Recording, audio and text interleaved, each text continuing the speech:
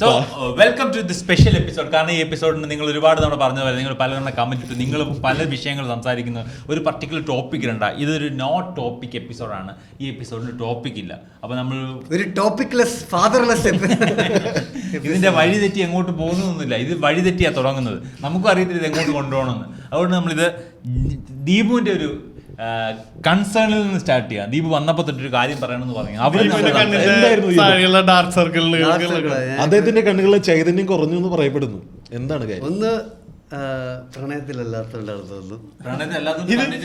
ഇത് ഫിഷിംഗ്. ഈ എപ്പിസോഡ് അയ്യോ ദീപ് ചേട്ടാ ഇതൊരു പ്രണയമൊന്നും ആയില്ല. ഒരു ഡേറ്റിംഗ് ആപ്പായിട്ട് ഉപയോഗിക്കുന്ന ഒരേ ഒരു കോമിക്. ഇല്ല, അങ്ങനെയല്ല, തമാശക്ക് പറഞ്ഞാണ്. കണ്ടിട്ടില്ല, അത് ഉറക്കം നോക്കിയപ്പോ ഭയങ്കര കുറവ്. ജോലി ഭയങ്കര പണി. അത് ചാറ്റ് ചെയ്തോണ്ടിരുന്നു. ഇല്ല, ജോലി ഭയങ്കര പണി. ഞാൻ പ്രൊമോഷന് വേണ്ടി കഷ്ടപ്പെടുകയാണ്. എന്ത് വർക്കില് പ്രൊമോഷൻ. അത് കഴിഞ്ഞാൽ സ്റ്റാൻഡപ്പിന്റെ വർക്ക് ഒരുപാട് എടുക്കുന്നതുകൊണ്ട് അറിഞ്ഞൂടാ, എനിക്കിങ്ങനെ ഭയങ്കര സ്ട്രെസ് തോന്നുന്നുണ്ട്. നീ ഒരുപാട് സ്റ്റാൻഡപ്പിന് എന്ത് വർക്ക്? ഞാൻ എഴുതും, ഇരുന്ന് ഞാൻ സെയിം സാധനം തന്നെ വീണ്ടും വീണ്ടും എഴുതും. ഇമ്പോസിഷൻ എഴുതുന്ന പോലെ കഴിഞ്ഞ 6 മാസം കൊണ്ട് എത്ര മിനിറ്റ് കണ്ടന്റ് എഴുതി നീ? 20 മിനിറ്റ് 20-30 മിനിറ്റ് കണ്ടന്റ് സെറ്റ് ആക്കിയിട്ടുണ്ട്. ഇതാണ് നീ എന്ന് എഴുതുന്നത്? അല്ലല്ല, എന്ന് ഞാൻ ദീപകിന്റെ എഫേർട്ടിന് നിസ്സാരവൽക്കരിക്കാൻ സമ്മതിക്കില്ല. കാരണം കഴിഞ്ഞ 2-3 മാസം ഏറ്റവും കൂടുതൽ ഷോസ് ചെയ്തേക്കുന്നു, സ്റ്റാൻഡപ്പിൽ ഏറ്റവും കൂടുതൽ നീ ചെയ്യേണ്ടത്. അത് വർക്കാവുന്നില്ലെങ്കിൽ നല്ല സെറ്റാ. അതായത് അവന് ഇട്ട എഫേർട്ടുള്ള ഗുണമുണ്ട്. നല്ല സെറ്റ് എഴുതി ഉണ്ടാക്കിയത് 3-4 മാസം കൊണ്ട് ഞാൻ നല്ല സെറ്റ് എഴുതി. ജൂലൈ തൊട്ട്. അതായത് അവര് കണ്ടന്റ് ഔട്ടും ചെയ്തു, അതിനുശേഷം പുതിയ സെറ്റിൽ വർക്ക് ചെയ്യുകയും ചെയ്തു. അത് ഇനി റെക്കോർഡ് ചെയ്യാൻ പോകുന്നു പുതിയ സെറ്റ്. ഇത് എഴുതിയാണോ ശരിയായത്? എഴുതി തന്നെ ശരിയായതാ. ഞാൻ വീണ്ടും എഴുതി ശരിയാക്കിയതാണ്. രാത്രി മൊത്തം എഴുതുമോ നീ? ഞാനിരുന്ന് എന്റെ റെക്കോർഡിങ് കണ്ട് എഴുതി ഇമ്പ്രൂവ്. ഞാൻ പതുക്കെ, എനിക്ക് നിങ്ങളെ പോലെ കഴിവില്ലല്ലോ. എനിക്ക് പണിയെടുത്താലല്ലേ എഴുത്ത് മാത്രമല്ല ഉണ്ടാക്കാൻ പറ്റുള്ളൂ. സ്റ്റേജ് ടൈം എന്നുള്ള ഒരു സാധനം കൂടെ ഉണ്ട്. ആ മെറ്റീരിയൽ കൊണ്ടുപോയിട്ട് സ്റ്റേജിൽ ഇറക്കുന്നുണ്ട്. ഓപ്പൺ മൈക്ക് അറ്റൻഡ് ചെയ്യുന്നുണ്ടല്ലേ? ഓപ്പൺ മൈക്ക് ഒന്നും ചെയ്യുന്നില്ല. അപ്പൊ നീ വീക്കെൻഡിൽ സ്റ്റാൻഡപ്പിന് വേണ്ടി എന്ത് ചെയ്യുന്നതാണ് പറഞ്ഞത്? എഴുതും. നമ്മളോട് കൂടി ദീപിന് വന്ന മാറ്റങ്ങളാണ്. ദീപ് ഓപ്പൺ മൈക്ക് നിർത്തി. ഞാൻ ഓപ്പൺ മൈക്ക് ചെയ്തോണ്ടിരുന്ന ആളായിരുന്നു. എനിക്ക് ആദ്യത്തെ ഓപ്പൺ മൈക്കൊക്കെ ഓർമ്മയുണ്ട്. ഒരു ബേക്കറിയിലൊക്കെ പോയി നിന്നിട്ട് അവിടെ വന്ന കസ്റ്റമറിന് ചൊറി. ഏതൊക്കെയോ ഇവിടെ അല്ല, ബാംഗ്ലൂർ. നീ ഉണ്ടായിരുന്നു. നീ ബാംഗ്ലൂർ പിന്നെ ഒരവണ വിളിച്ചപ്പോ ഞാൻ പോയില്ല. സത്യം, അത് 2018 അത് അവിടെ കസ്റ്റമറിനേക്കാൾ കൂടുതൽ ചിലപ്പോൾ കസ്റ്റമർ കാണില്ല, അവർ 4 കോമിക്സ് വന്ന് ഓപ്പൺ മൈക്കിന് വേണ്ടി വെയിറ്റ് ചെയ്യുന്നുണ്ട്. അങ്ങനത്തെ സിറ്റുവേഷനൊക്കെ ആയിരുന്നു ബാംഗ്ലൂർ. അപ്പം അങ്ങനെ എനിക്കൊന്ന് ഇങ്ങനെയുള്ള ഈ സീൻ ഉള്ള സിറ്റികളിൽ ആ താഴേക്കിടയിൽ എന്ന് പറഞ്ഞു കഴിഞ്ഞാൽ ഇങ്ങനെയാണ്. ഇതൊക്കെ ഇങ്ങനെ കയറി വരുന്ന നന്നാവുന്ന കോമിക്സ് ആണ് നമ്മൾ യൂട്യൂബിലൊക്കെ പോപ്പുലർ ആയിട്ട് കാണുന്നത്. അങ്ങനെ നിന്റെ കണ്ണ് നീ എഴുതിയും പണിയെടുത്തിന്റെ കണ്ണ് കുഴിഞ്ഞു, കണ്ണിന്റെ അടി കറുത്തു. ഇപ്പൊ ഭയങ്കര വലിയ ടീമാണ് മാനേജ് ചെയ്യണം. ജോലിയിലും ഭയങ്കര താടി വന്നു ദീപകിന്. താടി വെച്ച് എക്സസീവ് മാസ്റ്റർബേഷൻ കൊണ്ടാണ് കണ്ണ് കുഴിയുന്നത്, കണ്ണടി കറുപ്പ് വരുന്നത്. ഞാൻ ആയിരിക്കാം. അത് കണ്ണ് പൊട്ടി പോകുന്നില്ല. അതിന് സാധ്യത. അങ്ങനെ ചോദിച്ചോക്കി വെള്ളം എഴുത്തായിട്ടുണ്ട്.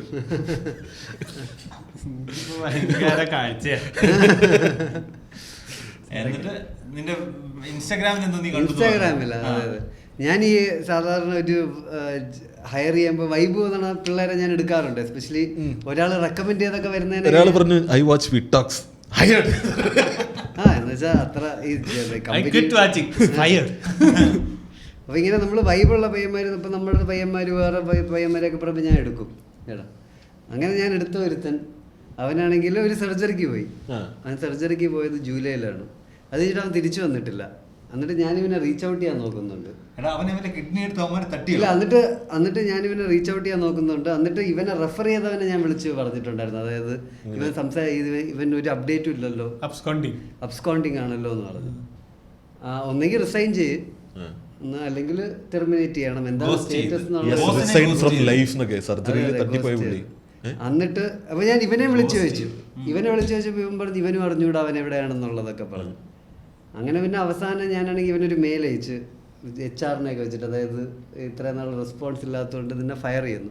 അപ്പോൾ ഇവൻ റിപ്ലൈ അയച്ച് എനിക്ക് ഇൻഫെക്ഷൻ ആയിരുന്നു എന്നൊക്കെ പറഞ്ഞിട്ട് റിപ്ലൈ. അവന്റെ സർജറി കഴിഞ്ഞിട്ട് അവന് പോസ്റ്റ് സർജറി ഇൻഫെക്ഷൻ ആയിരുന്നു എന്നൊക്കെ പറഞ്ഞ് റിപ്ലൈ അയച്ചു. അപ്പൊ പറഞ്ഞു ഓക്കെ ശരി, ഹെൽത്ത് റീസൺ ആകുമ്പോ പിന്നെ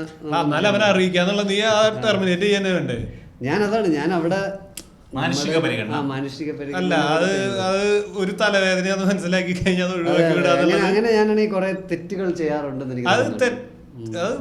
തെറ്റതല്ല പറയണ്ടേ, പഠിക്കാത്തവൻ അനുഭവം എന്നിട്ട് അവനെ വെച്ചോണ്ടിരിക്കുന്നു. എന്നിട്ട് ഞാൻ പിന്നെ ഒരു രണ്ടാഴ്ചയും കൂടെ കഴിഞ്ഞ് പിന്നെ ഇത് കണ്ടിന്യൂ ആയി. ഓഗസ്റ്റിൽ പിന്നെ നമ്മള് സെപ്റ്റംബറിൽ ഞാനാണെങ്കിൽ ഇവനെ വീണ്ടും വിളിക്കാൻ നോക്കുന്നു, ഇവൻ റിപ്ലൈ അയക്കുന്നില്ല. അവസാനം ഞാൻ HR അടുത്ത് പറഞ്ഞു ഇവനെ ടെർമിനേറ്റ് ചെയ്യാൻ പറഞ്ഞു. ഞാൻ ഇതിൻ്റെ ഇടയ്ക്ക് ഇവനെ പ്രിഫർ ചെയ്തവൻ്റെ അടുത്ത് ഞാനാണെങ്കിൽ ചോദിക്കുന്നുണ്ട്, ഇവൻ്റെ അടുത്ത് ഒന്നെങ്കിൽ റിസൈൻ ചെയ്യാൻ പറ, അല്ലെങ്കിൽ ഇത് ചെയ്യുന്നുള്ളൊരു സാധനം ഞാൻ പറയുന്നുണ്ട്. കാരണം നമുക്ക് ആരെയും ടെർമിനേറ്റ് ചെയ്യണം എന്നുള്ളൊരു ഇതില്ലല്ലോ. അങ്ങനെ ഇവനെ ഇപ്പം ടെർമിനേറ്റ് ചെയ്തു എന്ന് തോന്നുന്നു. എന്നിട്ട് മറ്റവനുമായിട്ട് പാർട്ടി ചെയ്യണ ഫോട്ടോ ഇട്ടിരിക്കണു ഇൻസ്റ്റാഗ്രാമിൽ. ഇൻഫെക്ഷൻ കഴിഞ്ഞ് വന്നായിരിക്കടാ, അതിന്റെ പാർട്ടി ആയിരിക്കും. ആഫ്റ്റർ അവൻ ഓക്കെ ഞാൻ എഴുതി കളഞ്ഞു. അപ്പൊ ഇവനോ എന്നുള്ളൊരു ചോദ്യം ഉണ്ടല്ലോ അല്ലേ? ഇവനെ പറഞ്ഞു വിടണം, രണ്ടവന്മാരെ പറഞ്ഞു വിടണം. അതാണ് ഒരു സാധനം വെറുതെ കൈ കൊണ്ട് കിട്ടിയാണ്ടല്ലോ ആൾക്കാർ അതിനെ വാല്യൂ ചെയ്യില്ല. പിന്നെ നീ അവന് ചാൻസ് കൊടുത്തു എന്ന് പറയുന്നത് നിന്നെ വാല്യൂ ചെയ്യില്ല. അവനവനൊരു വില ഉണ്ടാക്കണേന്ന് അവനവന്റെ ഭാഗത്തുനിന്ന് ഒരു എഫർട്ട് കാണും. റിലേഷൻഷിപ്പ് അഡ്വൈസ് പോലെ സത്യം അല്ല മനുഷ്യന്. പക്ഷെ ഞാൻ എന്താ ചിന്തിച്ചെന്ന് പറഞ്ഞാൽ ഹെൽത്ത്, ഞാൻ വിചാരിച്ചു ശരിക്കും അവന് ചിലപ്പോൾ ഇൻഫെക്ഷൻ വന്നിട്ടുണ്ടായിരിക്കും. പാവം നമ്മളങ്ങനെ ഒരു അറിയിക്കാൻ പറ്റാത്ത റെഫർ ചെയ്ത പയ്യനെ അറിയണ്ടാവും അല്ലേ? റെഫർ ചെയ്ത പയ്യൻ എന്തിനാണ് എൻ്റെ അടുത്ത് പറഞ്ഞത് ഇവനെ പറ്റി ഒരു ഐഡിയ ഇല്ല എന്നുള്ള? അവൻ ചിലപ്പോ പാർട്ടിക്ക് മാത്രം വന്നായിരിക്കും, അപ്പൊ ഒരു ഫോട്ടോ ഇട്ടായിരിക്കും. ഒന്നും പറയാൻ പറ്റില്ലേ, ഇന്നത്തെ കാലമാണ്. അപ്പൊ എനിക്ക് ഇത് കണ്ടപ്പോ എനിക്ക് ഇവനെ ഇപ്പൊ വിശ്വസിക്കാൻ പറ്റാത്ത. അല്ല ഇവര് ACDs ആണ്, അതായത് പിന്നെ നീ ഇത്ര ബോധറിയേണ്ട കാര്യമില്ലല്ലോ. ഇവന് ഡയറക്ട്ലി റിപ്പോർട്ട് ചെയ്യുന്ന ആൾക്കാരല്ല. അവനായിട്ട് ജോലിക്ക് എടുത്ത ഒരാള് ഒരു വിവരമില്ല ഒന്നുമില്ല എന്ന് പറഞ്ഞാൽ അവൻ HR-നോട് പറഞ്ഞു അയാളെ ഫയറും ചെയ്തു. ഇനിയിപ്പം 2 ചാൻസ് കൊടുത്തിട്ട് ഇനി ഒരുത്തനോട് ബാക്കിയുണ്ടെന്ന് അവന്റെ കൂട്ടുകാരൻ. പക്ഷെ അവൻ മര്യാദക്ക് വർക്ക് ചെയ്യുന്ന ഒരു പയ്യനല്ലേ, അവൻ വർക്ക് ചെയ്യട്ടാ. അവൻ ഫ്രണ്ട്സിന് വേണ്ടി കള്ളം പറയുന്നതല്ല, അവൻ നല്ലൊരു കൂട്ടുകാരനാണ്, അവന് നിനക്ക് വിശ്വസിക്കും. ശരിക്കും നമ്മൾ സുഹൃത്തിന് വേണ്ടി കള്ളം പറയുന്നത് നല്ലതാണോ? അത് ഡിപ്പെൻഡ്സ് ഓൺ ദ കോണ്ടെക്സ്റ്റ്. വീട്ടുകാരുടെ അടുത്ത് കള്ളം പറയാമെന്ന് ഞാൻ വിശ്വസിക്കും. ഞാൻ ആരുടെ കള്ളം പറഞ്ഞില്ല, ഞാൻ വീട്ടുകാരുടെ അടുത്ത് കള്ളം പറയാറുണ്ട്. കാരണം എന്താ വെച്ചാൽ അതൊരു ജനറൽ സാധനമല്ലേ. വീട്ടുകാർ ലോജിക്കലി അല്ലല്ലോ നമ്മൾ അപ്രോച്ച് ചെയ്യുന്നത്, വീട്ടുകാർ ഇമോഷണലി ആണല്ലോ അപ്രോച്ച് ചെയ്യുന്നത്. അപ്പം നമ്മൾ ട്രൂത്ത് ശരിയും തെറ്റും അവിടെ ഇല്ല. അവരെ എന്താണ് ഇമോഷണലി അറ്റ് പീസ് വയ്ക്കുക, അതിപ്പോൾ പറയാം. വീട്ടുകാരോട് നമുക്ക് കള്ളം പറയാം, ഞാൻ വീട്ടുകാരോട് കള്ളം പറയാൻ നല്ലതാണെന്നാണ് എനിക്ക് തോന്നുന്നത്. പക്ഷെ കൂട്ടുകാരൻ്റെ നല്ലതിനും കൂടെയാണെന്നുണ്ടെങ്കിൽ എന്താണ് ഇപ്പൊ കൂട്ടുകാരൻ്റെ ഞാൻ വീട്ടുകാരോട് സംസാരിക്കുമ്പോൾ ഞാൻ നിനക്ക് വേണ്ടി കള്ളം പറയും. അത് എനിക്കൊന്ന് പല ആ കോണ്ടെക്സ്റ്റ് അനുസരിച്ച് വ്യത്യാസം വരും. വലിയ ഉപദ്രവമൊന്നും ഇല്ലെങ്കിൽ എവിടെയും കള്ളം പറയാം, ചെറിയൊരു കള്ളം പറയാൻ കുഴപ്പമില്ല. ഇപ്പൊ പോലീസുകാരൻ കൈ അടിച്ചിട്ട് ഊതിക്കില്ല എന്ന് തോന്നുന്നുണ്ട്, എന്നിട്ട് ആള് കള്ളു പിടിച്ചിട്ടുണ്ടോ വെച്ചാൽ ഇല്ല എന്ന് പറയാം. യുധിഷ്ഠിരൻ. പക്ഷെ ആ കൂട്ടുകാരൻ ഇങ്ങനെ സ്ഥിരം കള്ളു പിടിച്ച് വണ്ടി ഓടിക്കുകയാണെങ്കിൽ നമ്മൾ അവനെ എങ്ങനെയാണ് സപ്പോർട്ട് ചെയ്യണോ വേണ്ട? നമ്മൾ ഒരിക്കലും കൂട്ടുകാരന്റെ അടുത്തോട്ട് കള്ളം പറയരുത്, മനസ്സിലായില്ലേ? ഇപ്പൊ അനീസിക്ക് ഒരു ഊമ്പിത്തരം കാണിച്ചിട്ടുണ്ടെങ്കിൽ ഊമ്പിത്തരമാണെന്ന് പറയാനുള്ള ഒരു അത് വേണം അല്ലേ? അതായത് അനീസിക്കൊക്കെ എന്ത് തോന്നും എന്ന് വിചാരിച്ചിട്ട് അത് മാറ്റി വെക്കരുത്. സത്യം. പക്ഷെ എന്നിട്ട് ഞങ്ങൾ നിന്നോട് പറഞ്ഞിട്ടില്ല, ദീപു പറയാറുണ്ടല്ലോ ഉണ്ടല്ലേ? ശരി, നമ്മൾ പറയാറുണ്ട്. പിന്നെ അതുകൊണ്ടല്ലേ ഞാൻ ഇടയ്ക്കിടയ്ക്ക് നിങ്ങളുടെ അടുത്ത് വരാത്ത. അങ്ങനെ പറയുന്നവരാണ് ശരിക്കുള്ള കൂട്ടുകാർ. അതെ സത്യം. ഞാൻ എപ്പോഴും തോന്നുന്നുണ്ട് ജീവിതത്തിൽ ഒരു നല്ല ഒരു ലൈഫ് ഹാക്ക് എന്ന് പറഞ്ഞാൽ കൂട്ടുകാർ പറയണ കേട്ടോളൂ. റിലേഷൻഷിപ്പിന്റെ കാര്യത്തിലായാലും കരിയറിന്റെ കാര്യത്തിലും നിന്റെ അടുത്ത് ആദ്യം പറയാനുള്ള കാര്യം, റിലേഷൻഷിപ്പിന്റെ കാര്യത്തിൽ ഒരാളുടെ കയ്യിൽ നിന്നും അഡ്വൈസ് എടുക്കരുത്, ഒരാൾക്കും അഡ്വൈസ് കൊടുക്കരുത്. ഇവന് ഓടി നടന്ന് 10 എടുത്ത് എടുക്കും അഡ്വൈസ്, എന്നിട്ട് 20 എടുത്ത് കൊടുക്കുകയും ചെയ്യും. 20 പേർക്ക് കൊടുക്കുകയും ചെയ്യും. അതൊക്കെ എല്ലാരും ഡിഫറെന്റ് ആൾക്കാരാണ്, ഡിഫറെന്റ് കാഴ്ചപ്പാടുകളുള്ളതാണ്. നിന്റെ ആവശ്യങ്ങളല്ല വേറൊരാൾക്ക് ഒരു റിലേഷൻഷിപ്പിൽ വേണ്ടത് കാര്യം. നിനക്കും നീ മനസ്സിലാക്കണ പോലെയല്ല നമ്മളെ ഓരോരുത്തരും ഓരോ റിലേഷൻഷിപ്പിനെ മനസ്സിലാക്കുക. ഒരിക്കലും അഡ്വൈസ് എടുക്കരുത്. എന്റെ റിലേഷൻഷിപ്പിലെ റോൾ മോഡൽ ജോൺ ജോ ആണ്. അതാ പറഞ്ഞടാ. അല്ലെ സത്യമല്ലേ? റിലേഷൻഷിപ്പ് നമുക്ക് എല്ലാം അങ്ങനെയാണല്ലോ, നമ്മൾ പുറത്തുനിന്ന് കാണുന്ന പോലെ അല്ല അകത്ത്, അല്ലേ? അകത്ത് വലിയ പ്രശ്നങ്ങൾ നോക്കുമ്പോ ജോൺ ജോക്ക് സ്മൂത്താണ്, പക്ഷെ അകത്ത്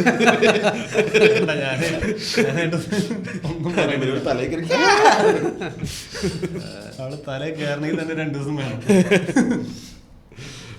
അത് നമ്മുടെ സ്റ്റുഡിയോയുടെ അവസ്ഥയെ പറ്റി. സ്റ്റുഡിയോയുടെ അവസ്ഥയിൽ നമുക്കിപ്പം കലുഷിതമായ ഇതൊരു ഗ്രേ ഏരിയയാണ് അല്ലേ?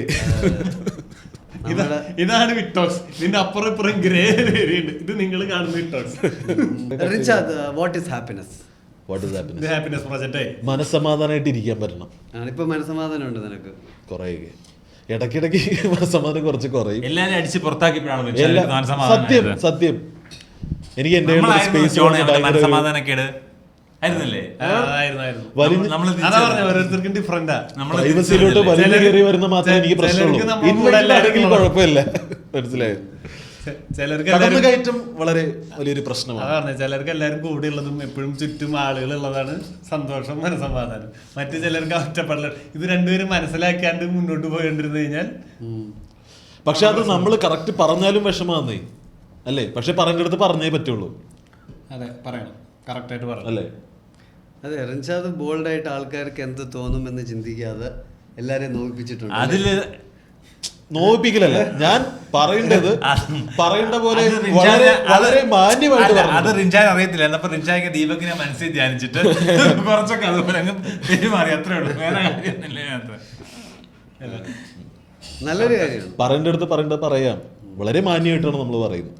അതെ അതെ അതെ അല്ലേ? ആണ്, കറക്റ്റാണ്. ഇപ്പൊ നമ്മുടെ പുതിയ ഹെഡ് ക്വാർട്ടേഴ്സ് എവിടെയാണ്? പാലാരി വിട്ടത്. ബൈ ദ ബൈ, ജോണിന്റെ ഭാര്യയെ തിരിച്ച് എന്റെ ലൊക്കേഷൻ ലൊക്കേഷൻ പറയണം, തിരിച്ച് കൊച്ചിയിലോട്ട് വരികയാണ്. അപ്പൊ ഇനി കൊച്ചിയിൽ പുള്ളിക്കാരി വർക്ക് ചെയ്ത് തുടങ്ങണം. അപ്പൊ ഈ ജോൺ സ്ഥിരം കൊച്ചിക്കാരനാവാൻ പോവുകയാണ്. അതുകൊണ്ട് ഇനി കണ്ടന്റുകളുടെ എണ്ണം കുറയും. നമ്മൾ ഇനി സ്ഥിരം കണ്ടന്റ് ആയിരിക്കും. അങ്ങനെയല്ല, ഇനി കണ്ടന്റിന്റെ എണ്ണം കുറയും. അതെ, ജോൺ പറയൂ പുതിയ ജീവിതത്തിനെ കുറിച്ചുള്ള കാഴ്ചപ്പാടാണ്. അതായത് ഇത്രയും നാളൊരു കാഴ്ചപ്പാടില്ലാണ്ട് കല്യാണം ഇനി അങ്ങനെ തന്നെ ജീവിക്കും. കല്യാണം കഴിഞ്ഞതിന് ശേഷം കുറെ നാൾ കൂടി ഞാൻ നിങ്ങളുടെ പോലെ കാലത്ത് എഴുന്നിട്ട് 9 മണിക്ക് ഇന്ന് അവനെ തെറി വിളിക്കാം, 10:30 ജീവിതത്തിന് വേണ്ടി ഒരു 10 മണിക്കൂർ മാറ്റി വെച്ചിരുന്ന് പഠിക്കാം. എനിക്കതില്ല. എനിക്ക് എന്താണ് ഉള്ളത്? എനിക്ക് രാത്രി കിടക്കുമ്പോൾ ഗ്യാസ് വരും. അപ്പം ഞാൻ അപ്പം ചെത്തു പോകുന്നതായിരിക്കും. അത് വന്നില്ലെങ്കിൽ സുഖമായിട്ട് കിടന്നുറങ്ങും. രാവിലെ എഴുന്നേക്കും, പോവാൻ മുട്ടിയാ പോവും. അറ്റാക്കിന്റെ പേടി ഒന്ന് പിറ്റേന്ന് ജോൺ ചെറിയൊരു കണ്ടന്റ് കൊണ്ടുവരുന്നുണ്ട്. ഇല്ല, അതായത് ചെയ്തു വെച്ചൊരു സാധനം ഇറക്കി വിടും. അവസാനത്തെ മരിക്കുന്നതിന് മുമ്പ് എന്തെങ്കിലും കൊടുത്തിട്ട് പോവാന്നുള്ള സാധനം. അങ്ങനെ ലോകത്തിന് വേണ്ടി എന്തെങ്കിലും കൊടുക്കണമെന്ന് എനിക്ക് ആഗ്രഹമുണ്ടോ? എനിക്കൊരു ആഗ്രഹമില്ല. എനിക്ക് വളരെ വ്യക്തമായിട്ട് അറിയാം, ഞാൻ ചത്തു കഴിഞ്ഞാൽ അതോടുകൂടി പിന്നെ ഞാനും ഇല്ലൊരു ഇത് മുകളിലിരുന്ന് ഞാൻ കാണാൻ പോകണില്ല എന്നും ഒന്നുമില്ല.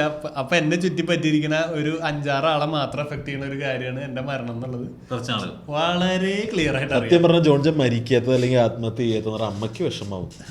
സ്വാഭാവിക. യെസ്, എന്റെ ഏറ്റവും പ്രധാനമായ കൺസേൺ അതായിരിക്കുള്ളൂ. അല്ലെങ്കിൽ ജോൺ ആത്മഹത്യയുടെ കാര്യം ഇപ്പോഴത്തെ വീട് നോക്കിക്കൊണ്ടിരുന്നപ്പോ ഒരു വീട് കണ്ടപ്പോ ഞാൻ ഇത് എടുത്തോന്ന് പറഞ്ഞു. സംഭവം എന്താ വെച്ചാല് ഉത്തരം ഇവന്റെ തലയിൽ നമ്മൾ ഇത്ര ഡിഫറൻസേ ഉള്ളൂ. എങ്ങനെ നോക്കിയാലും ഒരു ആത്മഹത്യ ചെയ്യാൻ പറ്റില്ല അവിടെ.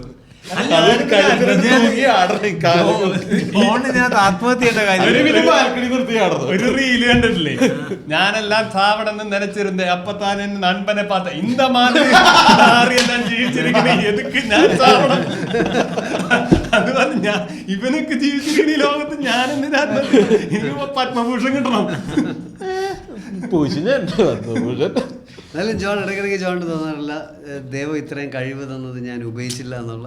ഇല്ല, ഇത്രയും കഴിവ് അല്ലെങ്കിലും കഴിവെന്നൊക്കെ ഞാൻ അപേക്ഷിക്കും. അത് അവിടെ നിന്ന് നോക്കണം നിനക്കല്ലേ തോന്നില്ല. എനിക്ക് തോന്നിയിട്ടില്ല എനിക്ക് അത്ര കഴിവുണ്ട്. എന്നാലും എന്താ കഴിവെന്ന് പറയുന്നത്? ജോണിന് ഒരു ഡാം ബിൽഡ് ചെയ്യാനുള്ള കഴിവൊന്നും ഇല്ലല്ലോ. എഞ്ചിനീയറിംഗിന് പോയിട്ട് ആ കഴിവ് വേണ്ടെന്ന് വെച്ച് ഇങ്ങോട്ട് തിരിഞ്ഞാണ്. ജോണിന് തമാശ ഉണ്ടാക്കാനുള്ള ഒരു കഴിവുണ്ടല്ലോ. അത് ഉണ്ടാവുന്നതാണ്. ഉണ്ടാക്കാൻ വിചാരിച്ച നടക്കില്ല എല്ലാത്തിനും. അതാ പറഞ്ഞത്. അല്ല, അങ്ങനെ ഉണ്ടെന്ന് വെച്ചാൽ ജോൺ എല്ലാ ആഴ്ച 65 തമാശ പുറത്തേക്ക് ഇറക്കണമെന്നില്ലല്ലോ. നമുക്ക് താല്പര്യം തോന്നില്ലേ ചെയ്യാന്ന് പറഞ്ഞിട്ട്. അങ്ങനെ എന്നെ കൊണ്ട് ചെയ്യാൻ പറ്റണുള്ളൂ. ഞാൻ മുക്കി മുള്ളി ഇരുന്നിട്ട് എന്നെ കൊണ്ട് ചെയ്താൽ വളരെ നിലവാരം കുറഞ്ഞ കുറെ സാധനങ്ങളുണ്ട്.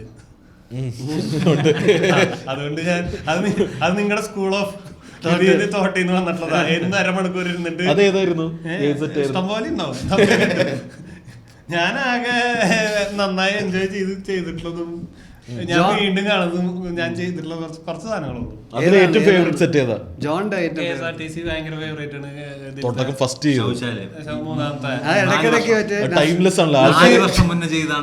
പിന്നത്തെ ഞാൻ പറഞ്ഞുതരാം, സുരേഷ് ഗോപി നല്ലതായിരുന്നു.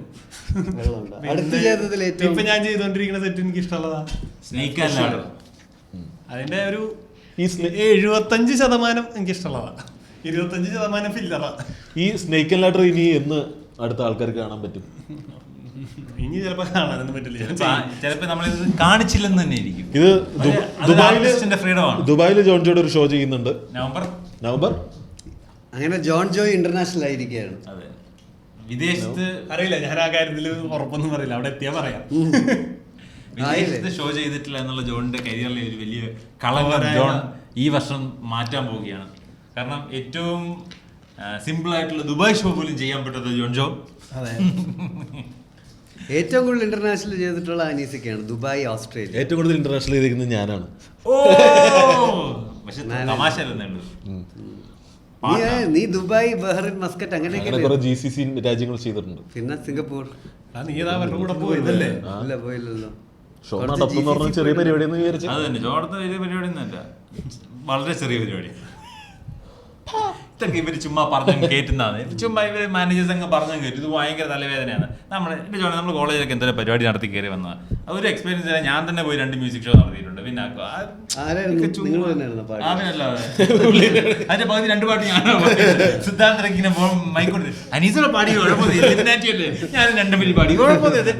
അനീസ് പാടിയാ അഴകേ ഇല്ലുമിനാറ്റി പാടുന്നത് എന്തിനാടാ അതിന് പാട്ട് പഠിക്കുന്നത്? എന്നിട്ട് വേറെ എന്തൊക്കെയുണ്ട് അനീസിക ലൈഫിലെ വിശേഷങ്ങൾ? എന്ത് വിശേഷം അനീസിക, നിങ്ങൾ ഒരു നല്ല ആർട്ടിസ്റ്റ് മാനേജർ അല്ലേ? നിങ്ങൾ എന്തുകൊണ്ട് ഒരു ആർട്ടിസ്റ്റിനെ മാനേജ് ചെയ്യുന്നില്ല? എനിക്ക് പണിയെടുക്കാൻ വയ്യ. ഞാൻ എന്റെ ആയ ഇതാ പറഞ്ഞേ, നമുക്ക് ചെയ്യാൻ പറ്റുന്ന ഒരുപാട് കാര്യങ്ങളോ, നമുക്ക് ഇൻട്രസ്റ്റ് ഉള്ള കാര്യങ്ങൾ ഏതാന്നുള്ളതല്ലേ? അല്ല, അതിൽ നമുക്ക് ഇൻട്രസ്റ്റ് ഉള്ള നിനക്ക് ഓടാൻ നല്ല കഴിവുണ്ട്. എന്താ അതിനകത്ത് വേറെ ഇൻട്രസ്റ്റ് ഉള്ള കാര്യങ്ങളെല്ലാം നമ്മൾ എപ്പോഴും ചെയ്യണമെന്നുണ്ടോ? എനിക്ക് കുക്കിംഗ് ഭയങ്കര ഇഷ്ടമുള്ള കാര്യമാണ്. ഞാൻ കുക്കിംഗ് എൻജോയ് ചെയ്ത് ചെയ്യുന്ന ഒരാളാണ്. പക്ഷെ എനിക്ക് എന്നും കുക്ക് ചെയ്യേണ്ട ആവശ്യമില്ല, എനിക്ക് ഇഷ്ടമല്ല. എന്നും കുക്ക് ചെയ്യുന്നത് നല്ല പരിപാടി തന്നെ. എന്നും കുക്ക് ചെയ്യുന്നത് എനിക്ക് ഇഷ്ടമല്ല. എനിക്ക് നല്ല താല്പര്യം വരുമ്പോൾ എനിക്ക് കുക്ക് ചെയ്താൽ ഞാൻ ഭയങ്കര ഹാപ്പിയാണ്. കുക്ക് ചെയ്ത് കഴിപ്പിക്കുന്ന ഭയങ്കര ഹാപ്പിയാണ്. നമ്മളത് ചെയ്തിട്ടുണ്ട്. പക്ഷെ എനിക്ക് എപ്പോഴും കുക്ക് ചെയ്യാൻ ഇഷ്ടമല്ല. അതുകൊണ്ട് നിനക്കാണ് കരിയർ പോയിന്റ് ഓഫ് വ്യൂ തന്നെ ചെയ്യുന്നു. അല്ല, നിങ്ങളിപ്പോ കരിയർ പോയിന്റ് ഓഫ് വ്യൂല് നിങ്ങളൊരു കുക്ക് നിങ്ങൾ പ്രൊഫഷണലി ഒരു കരിയർ ആവുകയാണ്, അത് നിങ്ങളുടെ ഒരു ജീവിതമാർഗം ആവുകയാണെങ്കിൽ അത് നിങ്ങൾ റെഗുലർലി ചെയ്യേണ്ട ഒരു സാധനമല്ല. അല്ല, അതുകൊണ്ടാണ് ഞാൻ റിസൈൻ ചെയ്തത്. നമുക്ക് അങ്ങനെ കണ്ടിന്യൂ ചെയ്യാൻ താല്പര്യമില്ല. ഇപ്പൊ എനിക്കൊരാഗ്രഹമുണ്ട്, എനിക്ക് റെസ്റ്റോറൻറ്റ് തുടങ്ങണം. പക്ഷെ എന്നും വർക്ക് ചെയ്യുന്ന റെസ്റ്റോറന്റ് അല്ലത്. ഞാൻ ആഗ്രഹിക്കുന്ന ദിവസം അങ്ങനെ ഒരു ചേട്ടനുണ്ടായിരുന്നല്ലോ കൃഷ്ണ. ഞാൻ ആഗ്രഹിക്കുന്ന ഫുഡ് കുക്ക് ചെയ്ത് അത് കഴിക്കാൻ ബുക്ക് ചെയ്ത് വരുന്ന ആൾക്കാർക്ക് വേണ്ടി മാത്രം. നല്ല പരിപാടി. അതിപ്പോ ബാംഗ്ലൂരിൽ ഇപ്പൊ പുതിയ സപ്പർ ക്ലബ്ബ് എന്ന് പറഞ്ഞൊരു കൾച്ചർ ഉണ്ട്. അതായത് ആൾക്കാർ വീട്ടില് സപ്പർ ക്ലബ്ബ് എന്ന് പറഞ്ഞാൽ വീട്ടില് നിങ്ങൾക്ക് കുക്ക് ചെയ്തിട്ട് ടിക്കറ്റ് വെച്ച് സെല് ചെയ്യാൻ പറ്റും. ഓൾമോസ്റ്റ് ഇങ്ങനെ സാധനം കൊച്ചിയിലൊരു സപ്പർ ക്ലബ്ബ് നടത്താം. നല്ലൊരു പ്ലാനാ. അല്ല, ഞാൻ പറഞ്ഞത് ഇങ്ങനത്തെ ചില ഓൺലൈൻ ബിസിനസ് അല്ലേ, ഒരു ഡ്രോപ്പ് ഇടും അവരുടെ പേജിൽ വല്ലപ്പോഴും, അത് അപ്പൊ തന്നെ സോൾഡ് ഔട്ട് ആയി പോണ അങ്ങനത്തെ ബിസിനസ്സുകളല്ലേ? അതെ. അല്ല, എന്നും ഞാൻ പണിയെടുക്കാൻ എനിക്കത് മനസ്സിലായിട്ടില്ല. നമ്മളത് കഴിഞ്ഞ എപ്പിസോഡ് പറഞ്ഞാൽ ഞാൻ പണിയെടുക്കേണ്ട സമയത്ത് ഞാൻ ആവശ്യത്തിലധികം പണിയെടുത്തിട്ടുണ്ട്, കഷ്ടപ്പെട്ടിട്ടുണ്ട്. ഞാനിത് ലൈഫ് ലോങ് മൊത്തം ഞാൻ കഷ്ടപ്പെട്ടുകൊണ്ടിരിക്കണം എന്ന് പറയുന്നത് എവിടുത്തെ ന്യായമാണ്? എന്തിനാണ് ഞാൻ കഷ്ടപ്പെടുന്നത്? അത് നിങ്ങളോട് ആരെങ്കിലും ആവശ്യപ്പെടുന്നുണ്ടെങ്കിൽ അത് അങ്ങനെ ആവശ്യപ്പെടുന്നുണ്ടെങ്കിൽ തന്നെ അവരെ ആവശ്യപ്പെടാൻ പാടില്ലല്ലോ അങ്ങനെ. കാരണം ഞാൻ ഒരാൾക്ക് വേണ്ടിയല്ല ജീവിക്കുന്നത്. എല്ലാം ഈ പറയുന്ന ആരാണ് നിങ്ങൾക്ക് വേണ്ടിയാണ് ജീവിക്കുന്നത്. ഈവൻ പേരൻസിനെ പോലും ഞാൻ അവരെ സപ്പോർട്ട് ചെയ്യുന്ന രീതിയിൽ സപ്പോർട്ട് ചെയ്യുന്നുണ്ട്.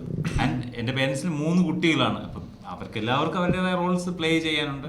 അപ്പം ഞാനിത് 24 മണിക്കൂർ 7 ദിവസവും വർക്ക് ചെയ്യേണ്ട കാര്യമില്ലെന്ന് വിശ്വസിച്ച് ഞാൻ ബ്രേക്ക് എടുത്ത ആള് തന്നെയാണ്. എൻ്റെ റിട്ടയർമെന്റ് ലൈഫ് ശരിക്കും സ്റ്റാർട്ട് ചെയ്തു കഴിഞ്ഞ വർഷം. ഈ ചോദ്യത്തിന്റെ ബാക്കി എന്നോട് ചോദിക്കാം. എനിക്ക് 10+ years ഗവൺമെന്റ് സർവീസ് ഉണ്ട്. ഇപ്പൊ പട്ടാളത്തിലൊക്കെ പോയി കഴിഞ്ഞാൽ ആൾക്കാർക്ക് 10 വർഷം ഞാൻ 15 വർഷം സർവീസ് റിട്ടയർ ചെയ്യാലോ. ഞാൻ 10 കഴിഞ്ഞപ്പോൾ ഞാൻ റിട്ടയർ ചെയ്തു. നിങ്ങൾ വെടിവെക്കാൻ പോയിട്ടുണ്ടല്ലേ? 15 വർഷത്തിനുള്ളിൽ പട്ടാളക്കാർ പോയിരിക്കാൻ കൂടുതൽ ഇയാളെ വെടിവെച്ചിട്ടുണ്ടോ? നമുക്കെപ്പോഴും ഒരു നോവൽറ്റിയിലാണല്ലോ പുതിയ കാര്യങ്ങൾ എക്സ്പ്ലോർ ചെയ്യുക. ഇല്ല, നോവൽറ്റി നോവൽറ്റി എന്ന് പറഞ്ഞാൽ പുതിയ കാര്യങ്ങൾ കാണുക, പുതിയ കാര്യങ്ങൾ, പുതുമ വരുമ്പോഴാണല്ലോ നമ്മൾ ഇംഗ്ലീഷ് പുസ്തകം എഴുതി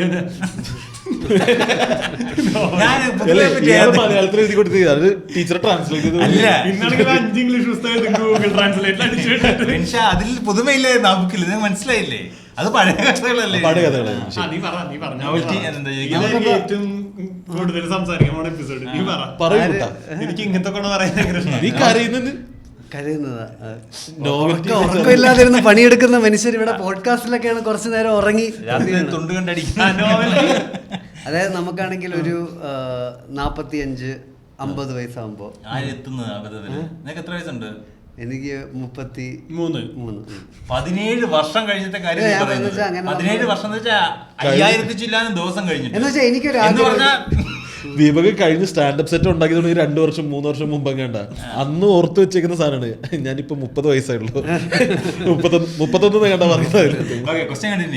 അപ്പോ 45-50 നമ്മുടെ ജീവിതം ഇപ്പോഴത്തെ ജീവിതമായിട്ട് വ്യത്യാസമാവണമെന്നൊരു ആഗ്രഹമില്ലേ? അതായത് ഇപ്പൊ നമ്മൾ പണിയെടുത്തില്ലെങ്കിൽ ഇപ്പൊ നിങ്ങൾ നിൽക്കണ ഒരു പാറ്റേൺ തന്നെ ആയിരിക്കുമല്ലോ നിങ്ങളുടെ ജീവിതം 10 വർഷം കഴിഞ്ഞാൽ. നീ വ്യത്യാസം എങ്ങനെയാ കാണുന്നത്? അതായത് ഞാൻ മറുപടി കൊടുക്കാം. ഞാൻ ജോലി റിസൈൻ ചെയ്തില്ലായിരുന്നെങ്കിൽ നീ പറയുന്ന 45-50 നീ പറയുന്ന സാധനം ഉണ്ടാവും, നീ ഉദ്ദേശിച്ച സാധനം. പക്ഷെ അപ്പൊ എന്റെ ലൈഫിൽ എന്താ പുതുമയുള്ളത്? ഞാൻ എന്നും രാവിലെ ഓഫീസിൽ പോകുന്നു, വൈകിട്ട് തിരിച്ചു വരുന്നു, എന്റെ വീട്ടിൽ അപ്പയും അമ്മയും അല്ലെങ്കിൽ ഞാൻ ജീവിച്ചിട്ടുണ്ടെങ്കിൽ ഞാൻ, അല്ലെങ്കിൽ ഞാൻ കല്യാണം കഴിച്ചെങ്കിൽ ഞാൻ എന്റെ ഭാര്യയും കുട്ടിയുള്ളൂ. ഇനി അവർ മരിച്ചുപോയാൽ അവരില്ല, പേരൻസും ഇല്ല. അപ്പൊ അവിടെ എന്ത് പുതുമയുണ്ടാകുന്നത്? ഞാൻ ഒരേ റൊട്ടീൻ ലൈഫിൽ ഓടിക്കൊണ്ടിരിക്കുന്നത്. നീ ഉദ്ദേശിക്കുന്ന മാറ്റം എന്താണെന്ന് അറിയാമോ? ഞാൻ ഇന്ന് ഓടിച്ചോണ്ടിരിക്കുന്ന കാർ അപ്ഗ്രേഡ് ചെയ്ത് വേറെ സാധനം, അപ്പോഴും ഞാൻ കാർ തന്നെ. കുടുംബം അതാണ് നീ ഉദ്ദേശിക്കുന്ന പുതുമ. ഞാൻ അങ്ങനെയല്ല പുതുമയെ കാണുന്നത്. എന്നെ സംബന്ധിച്ച് ലൈഫിലാണെങ്കിൽ ഞാൻ ഇന്ന് ചെയ്തുകൊണ്ടിരിക്കുന്ന എനിക്ക് ഇന്ന് ചെയ്യേണ്ട, എനിക്ക് മടുത്തു, എനിക്ക് നിർത്തണം, എനിക്ക് വേറെ എന്തെങ്കിലും ചെയ്യണം. ഈ ആഴ്ച എനിക്കാണെങ്കിൽ ബർഗർ കുക്ക് ചെയ്ത് സെല് ചെയ്യണമെന്നുണ്ട്, പക്ഷെ എനിക്ക് അടുത്ത ആഴ്ച മടുത്തു. അപ്പൊ ഞാൻ അടുത്ത ആഴ്ച ഈ ആഴ്ച പാസ്ത മാത്രമേ കുക്ക് ചെയ്യുന്നുള്ളൂ. എൻ്റെ പാസ്ത ആഴ്ച ഒരിക്കൽ ഞാൻ 40 പേർക്ക് അല്ലെങ്കിൽ 10 പേർക്ക് അല്ലെങ്കിൽ 20 പേർക്ക് വേണ്ടി മാത്രം കുക്ക് ചെയ്യുന്ന അത്രയും ടിക്കറ്റ് സെല് ചെയ്ത് ഞാൻ അത് കുക്കിംഗ് എനിക്ക് അത് സെല് ചെയ്യണമെന്ന് ആഗ്രഹമുണ്ട്. എൻ്റെ കുക്കിംഗ് സെല് ചെയ്യണം. നിങ്ങൾ പറയുന്നത് ഞാൻ അങ്ങ് പ്രൊഫഷണൽ ഷെഫല്ല, എനിക്ക് ആഗ്രഹമുള്ള സാധനം ചെയ്യണമെന്ന് എനിക്ക് ആഗ്രഹമുണ്ട്. പിന്നെ അത് കഴിയുമ്പോഴത്തേക്ക് എനിക്കൊന്ന് എന്ത് മടുപ്പായത് ഞാൻ ചെയ്യുന്നില്ല. എനിക്ക് അതാണ് പുതുമയെന്ന് പറഞ്ഞത്. ഞാൻ എന്നും എന്ത് പുതിയ കാര്യങ്ങൾ ചെയ്തുകൊണ്ടിരിക്കും, അതാണ് എൻ്റെ പുതുമയെന്ന് പറഞ്ഞത്. പിന്നെ നീ ഉദ്ദേശിക്കുന്ന ലൈഫ് അപ്ഗ്രേഡിംഗ് ആണ് പറയുന്നത്. അവൻ ഉദ്ദേശിച്ച അതാണ് ലൈഫ് അപ്ഗ്രേഡിങ്. അതായത് ഫാമിലി പ്രോസ്പർ ചെയ്യുക, ഫാമിലിയിലെ ആൾക്കാർ കൂടുക, ഫിനാൻഷ്യലി കരിയറിൽ അപ്ഗ്രേഡ്. ഈ അപ്ഗ്രേഡേഷൻ എന്നെ സംബന്ധിച്ചൊരു വലിയ ഘടകമേ അല്ല. എന്നെ എക്സൈറ്റ് ചെയ്യിക്കുന്നില്ല. എനിക്കൊരു സാധനമുള്ളതെന്ന് വെച്ചാൽ നമ്മൾ പണിയെടുക്കണം. അത് ഒരു ഫണ്ടമെന്റൽ പ്രോപ്പർട്ടിയാണ്. നമ്മൾ രാവിലെ എഴുന്നേറ്റാ പണിയെടുക്കണം. അത് ഡെഫിനിഷൻ ഓഫ് വർക്ക് നിനക്ക് എന്താണെന്നുള്ള ഡിഫറൻറ്റ്. ജോൺ ജോ എന്ന് പറഞ്ഞ തലയിലാണ്, ചിന്തകളാണ് അവന്റെ വർക്ക് എന്ന് പറഞ്ഞാൽ. അതാണ് മാത്രമല്ല അത് എനിക്കും ചിന്തകൾ. അതായത് എനിക്ക് എന്തേലും ചെയ്തോണ്ടിരിക്കണം ആസ് വെൽ എസ് അതൊരു. പക്ഷെ എന്തെങ്കിലും ചെയ്തില്ല എന്നുണ്ടെങ്കിൽ നിനക്ക് വിഷമാവുകയും ചെയ്യും. ചെയ്തില്ല, ഒന്നും ചെയ്തില്ല, പിന്നെ ഞാൻ എന്നെ പറ്റി തന്നെ ചിന്തിച്ചോണ്ടിരിക്കും. അതൊരു അസുഖമാണ്. അല്ലേ? അപ്പൊ എന്തേലുമൊക്കെ ചെയ്തോണ്ടിരിക്കണം. ഫോക്കസ് ചെയ്ത് നമ്മൾ ചെയ്യുമ്പോ നമുക്കിതില് ഒരു അപ്ഗ്രേഡ് സാധനം ഉണ്ടാവാം എന്നുള്ളൊരു സാധനം ഉണ്ടല്ലോ. അതായത് ഞാനിപ്പോൾ സ്റ്റാൻഡപ്പ് തന്നെ ഞാൻ റെഗുലർലി ചെയ്തുകൊണ്ടിരുന്ന ഒരു 20 വർഷം ചെയ്യുവാണെങ്കിൽ ഞാൻ ഇതിൽ വളരെ ബെറ്റർ ആവുമല്ലോ. 5 വർഷം പണ്ട് പറഞ്ഞു.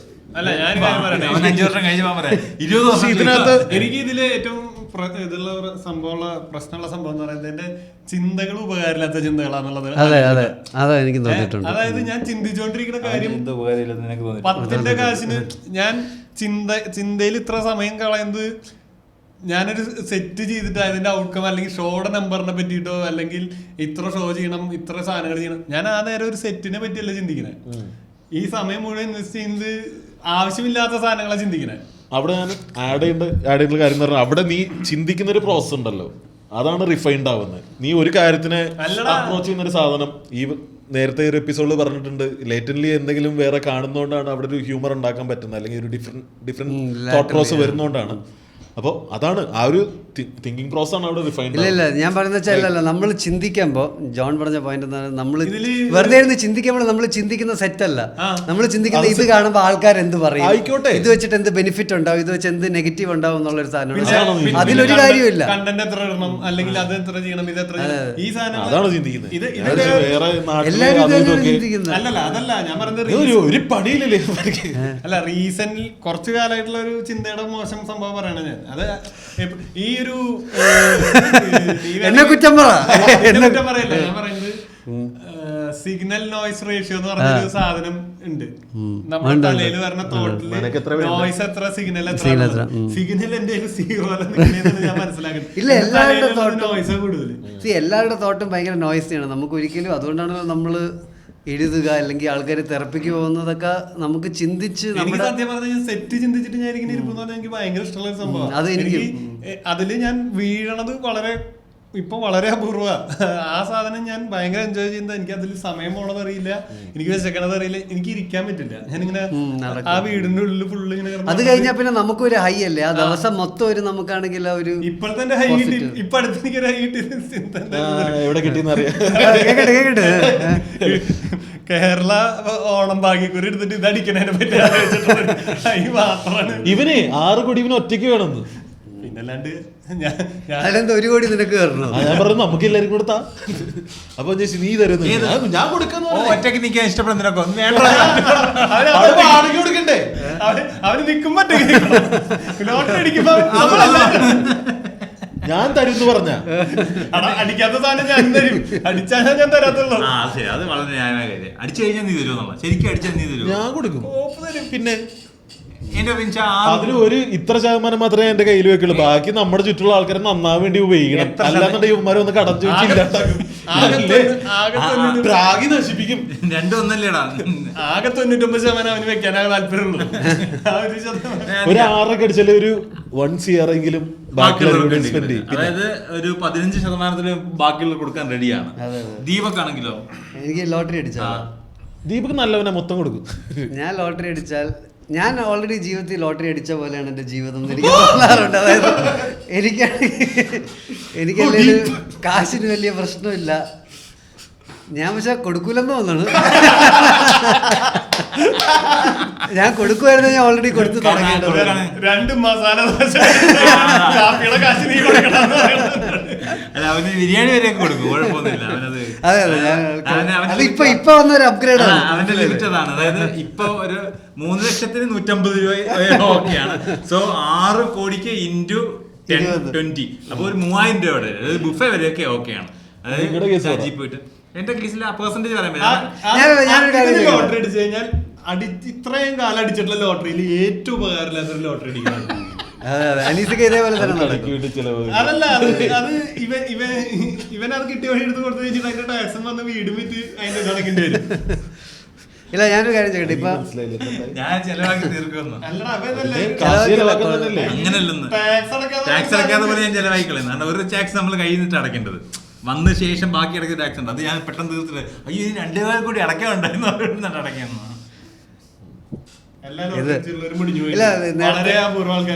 3 വർഷം മുന്നേ അടിച്ച് മറ്റേ തിരുവനന്തപുരംകാരൻ മുടിഞ്ഞിട്ടില്ല. പൈസ അന്ന് തന്നെ കൊണ്ടുപോയി ഫിക്സഡ് ഇട്ടു. എല്ലാരും പ്രശ്നമായി, എല്ലാവരും വേണമെങ്കിൽ 12.25 കോടി അങ്ങോട്ട് പുള്ളി കിട്ടി. പുള്ളി അത് തന്നെ ഫിക്സഡ് ഇട്ടിട്ട് 6 ലക്ഷം രൂപ ഇൻട്രസ്റ്റ് വരുന്നുണ്ട്. അത് വെച്ചാൽ ജീവിക്കുന്നത്. ഒരു കാര്യം ചോദിക്കട്ടെ, ഈ തെണ്ടികളൊക്കെ എന്തിനാണ് പിണങ്ങി പോണേ? അത് നീ പറഞ്ഞ പോലെ അത് ഞാൻ ചോദിക്കട്ടെ, ഇയാള് എല്ലാ തവണയും ഈ ലോട്ടറി അടിക്കുമ്പോ അതിലോട്ട് 50 പൈസ അവന്മാര് കൊടുക്കില്ല, എന്നാ കിട്ടി കഴിഞ്ഞാൽ നക്കാൻ വരും. നീ പറഞ്ഞില്ലേ കുറച്ച് മുന്നേ, എടാ എന്റെ അടിച്ചാൽ ഞാൻ ബാക്കിയുള്ളവർക്ക് ചെലവാക്കുമെന്ന്. അത് നീ വിശ്വസിക്കുന്നതൊക്കെ മറ്റുള്ളവർ വിശ്വസിക്കുന്നു. അവനത്തന്നെ പൈസ കിട്ടില്ല, അവൻ എനിക്ക് ചെലവാക്കേണ്ടതല്ലേ എന്നവര് എനിക്ക് മനസ്സിലാവുന്ന രീതിയിൽ കുറച്ചും കൂടി ക്ലിയർ ആയിട്ട് പറഞ്ഞിട്ട്, നീ ഇപ്പൊ നിനക്ക് ഒറ്റയ്ക്ക് താമസിക്കണം എന്നുള്ള നിന്റെ അഭിപ്രായം പറഞ്ഞപ്പോ എത്ര ആൾക്കാർക്ക് നിന്നോട് താല്പര്യം പോയി? അല്ല, അന്ന് എന്നെ മാറ്റി ചിന്തിപ്പിക്കാൻ കുറെ ശ്രമിച്ചു. അല്ല സത്യം പറഞ്ഞ അവിടെ അങ്ങനെ ഒരു ചോദ്യം പോലും വരുന്നില്ല. എന്തിന് അങ്ങോട്ട് കയറി വരുന്നു എന്നുള്ളൊരു ചോദ്യം അത് എന്റെ ഒരു മാന്യതയാണ്. അതിനെ എനിക്ക് പല രീതിയിൽ എനിക്ക് സംസാരിക്കാം. ഞാൻ ഏറ്റവും എന്നെ കൊണ്ട് മാന്യത പറയാൻ പറ്റുന്ന രീതിയിൽ ഞാൻ അത് കൺവേ ചെയ്തു. പക്ഷെ അതിനെ ചോദ്യം ചെയ്യുന്നത് നല്ല മോശം പരിപാടി. അതുപോലെ തന്നെയല്ലേ ലോട്ടറി അടിച്ചവന് ആൾക്കാർ ഇഷ്ടപ്പെടാത്തത്.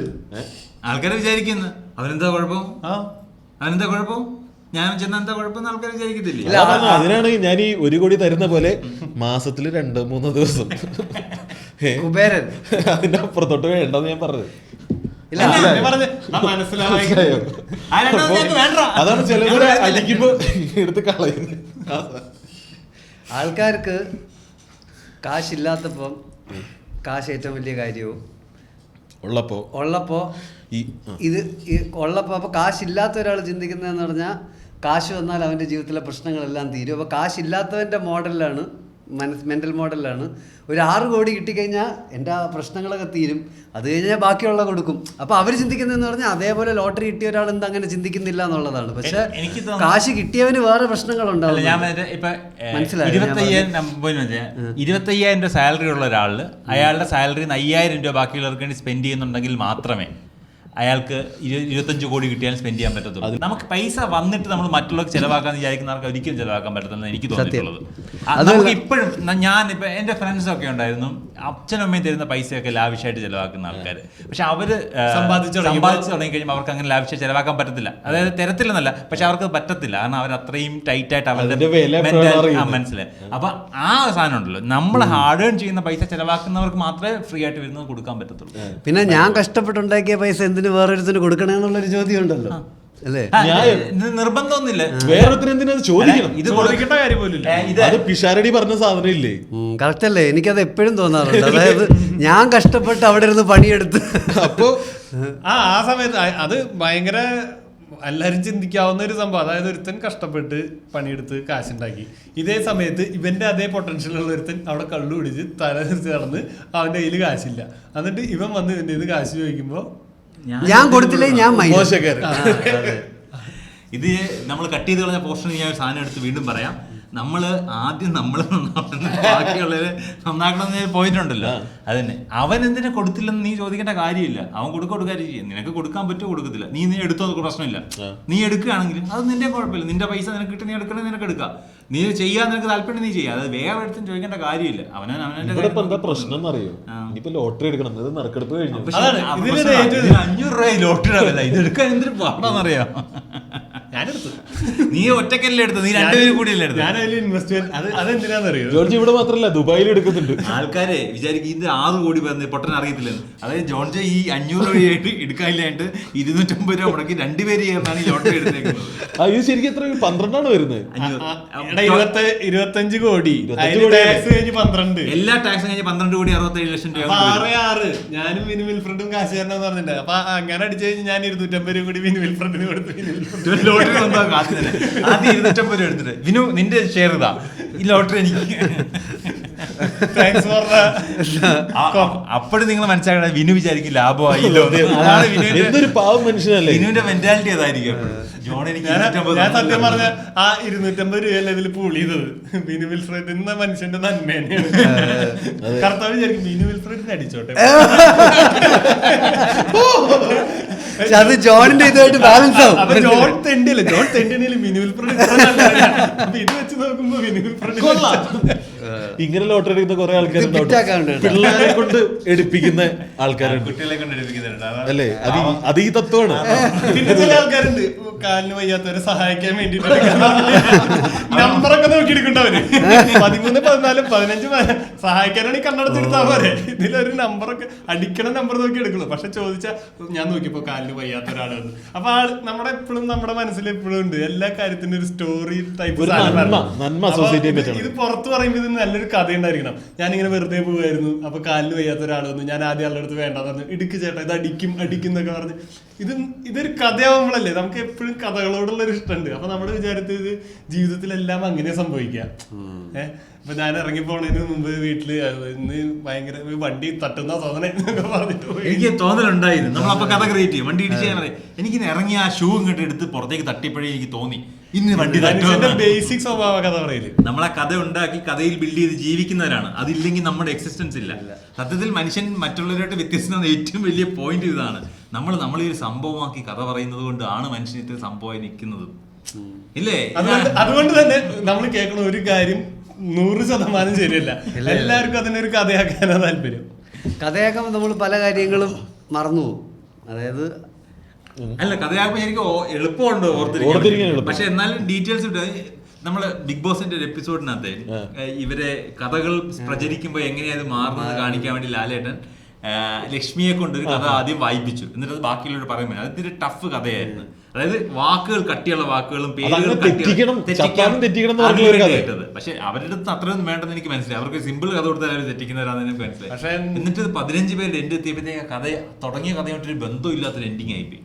ആ കഥകൾ പറഞ്ഞ് പോകുമ്പോൾ ഇത് മാറും, നെറേറ്റീവ് മാറും, ക്യാരക്ടേഴ്സ് വരും, ട്വിസ്റ്റുകൾ ഉണ്ടാവും എന്നുള്ളത് കാലം ആലോചിച്ച് നോക്കണേ. ഇപ്പൊ അന്ന് ഇത്രയും ക്യാമറയൊന്നും ഇല്ലാത്ത ഇൻഫർമേഷൻ പാസ് ചെയ്യും. ഒരു സാധനമില്ല, ഒരു തെളിവില്ല വേറൊന്നിനും. അത് കഴിഞ്ഞിട്ട് വേറൊരു കാര്യം കൂടി ഉണ്ട് ഇതിലിപ്പോ യുദ്ധങ്ങള് സാധനങ്ങളെ പറ്റിയിട്ടുള്ള കഥകൾ പറഞ്ഞെടുക്കുന്നത് പാണരാണ്. പാണർക്ക് ഇത് പാടണം. അപ്പൊ ഇതിന്റെ ലിറിക്കൽ മ്യൂസിക്കൽ സാധനം വരാണെങ്കിൽ പല സാധനങ്ങളും കഴുത്തിന് വെട്ടി ഇത് കളഞ്ഞേക്കാം, കാലിന് വെട്ടി അപ്പൊ ആ മ്യൂസിക്കൽ സാധനത്തിലേക്കും കൂടി കൊണ്ടുവരണേ പിന്നെ ഒരു കഥ പറയുന്ന ഒരാൾക്ക് ബേസിക്കലി വേറെ ഒരു റിയാക്ഷൻ കിട്ടാൻ വേണ്ടിയിട്ടാണല്ലോ നമ്മൾ കഥ പറയുന്നത്. അപ്പൊ ആ റിയാക്ഷന് വേണ്ടി നമ്മൾ കഥ മാറ്റും, എലിമെന്റ് ആഡ് ചെയ്താലേ മസാല കീറും. ഇതെനിക്ക് വളരെ പണ്ടേ ഇതിനെ പറ്റി ഇങ്ങനെ ഒരു ഉൾക്കാഴ്ച തന്ന ആളാണ് മിസ്റ്റർ രാകേഷ്, എന്റെ കൂട്ടുകാരൻ. രാകേഷിന് ഇങ്ങനത്തെ മസാല കഥകളെ എവിടെന്നെങ്കിലൊക്കെ കൊണ്ടുവരും രാകേഷ്. എന്നിട്ട് രാകേഷ് ഈ കഥ നല്ലപോലെ, അവന് കഥ പറയാനും ഭയങ്കര ഇഷ്ടം, അത് ഭയങ്കര ഫണ്ണായിട്ട് പറയാനും ഭയങ്കര ഇഷ്ടമുള്ള ആളാണ്. അപ്പൊ രാകേഷ് ഈ കഥയൊക്കെ വന്ന് പറഞ്ഞു കഴിഞ്ഞിട്ട് എന്റെ ക്രെഡിറ്റ്സിൽ ഒരു സാധനം കൂടി, ഇതേ വേറെ ആരോടും പറയുമ്പോൾ കൂടുതലൊന്നും ചേർക്കരുത്, ഞാൻ ആവശ്യത്തിന് ചേർത്തുണ്ട് എന്നുള്ളത്. അപ്പൊ അത് പറയണവന് അത് മസാല ചേർക്കണം. ഇത് എന്ത് കിട്ടിയാലും ഇങ്ങനെ കഥ പറയുന്ന ഒരു കൂട്ടുകാരൻ നമുക്കുണ്ടെന്ന് പറഞ്ഞ് നമ്മൾ ആ കൂട്ടുകാരെ പറ്റി കഥ പറയുന്നതായിട്ട് നിങ്ങൾക്ക് തോന്നിയിട്ടുണ്ടോ? രമേശ് ചേട്ടനെ പറ്റിയുള്ള ഏറ്റവും വലിയ പരിചരണമാണല്ലോ, പുള്ളിയുടെ കഥകൾ ആരുടെയെങ്കിലും തലയിലടിക്കുന്നു. ഇങ്ങനെ വർഷങ്ങളായിട്ട് ജോൺ ഇവിടെ രാകേഷ് എന്നും സുധീഷെന്നും ഈ അപരാധങ്ങൾ മൊത്തം ശരിക്കും ഇവൻ തന്നെയാണ് ചെയ്തോണ്ടിരിക്കുന്നത്. ഇതൊരു രാകേഷിന്റെയും ക്ലിഗേഷിന്റെയും ഒക്കെ തലയിൽ അടിക്കുന്നതായിട്ട് നിങ്ങൾക്ക് തോന്നിയിട്ടുണ്ടോ? നാച്ചുറലി വേണമെങ്കിൽ ഈ രാകേഷ് പറഞ്ഞ ഈ കഥ കേട്ടിട്ടുള്ള ഒരു 10 കമന്റ്, രാകേഷിന്റെ ഒരു കഥ നമ്മുടെ ശ്രോതാക്കൾക്ക് വേണ്ടി ഷെയർ ചെയ്യും. രാകേഷിന്റെ കസിന്റെ ഒരു കഥയുണ്ട്.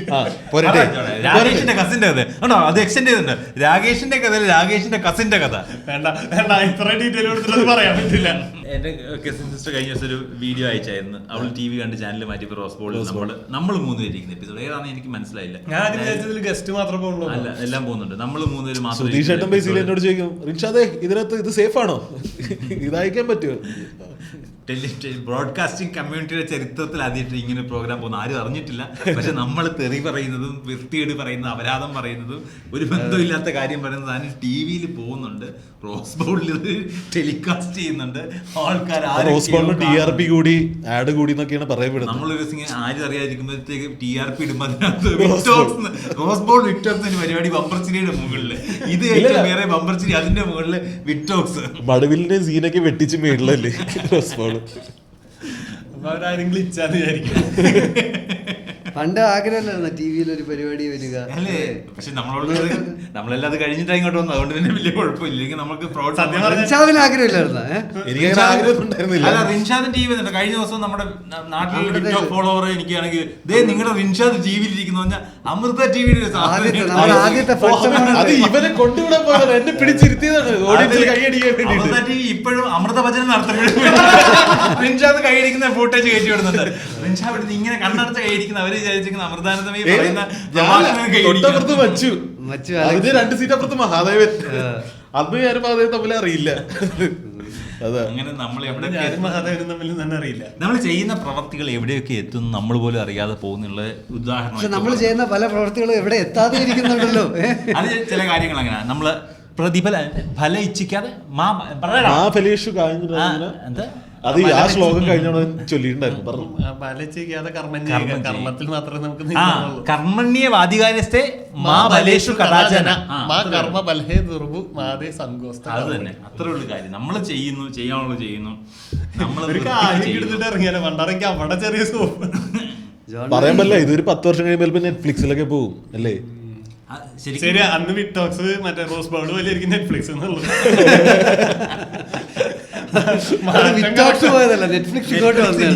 താഴേക്ക് വന്നത് ഒരു സമവാക്യത്തിന്റെ അപ്പുറം ഇപ്പുറം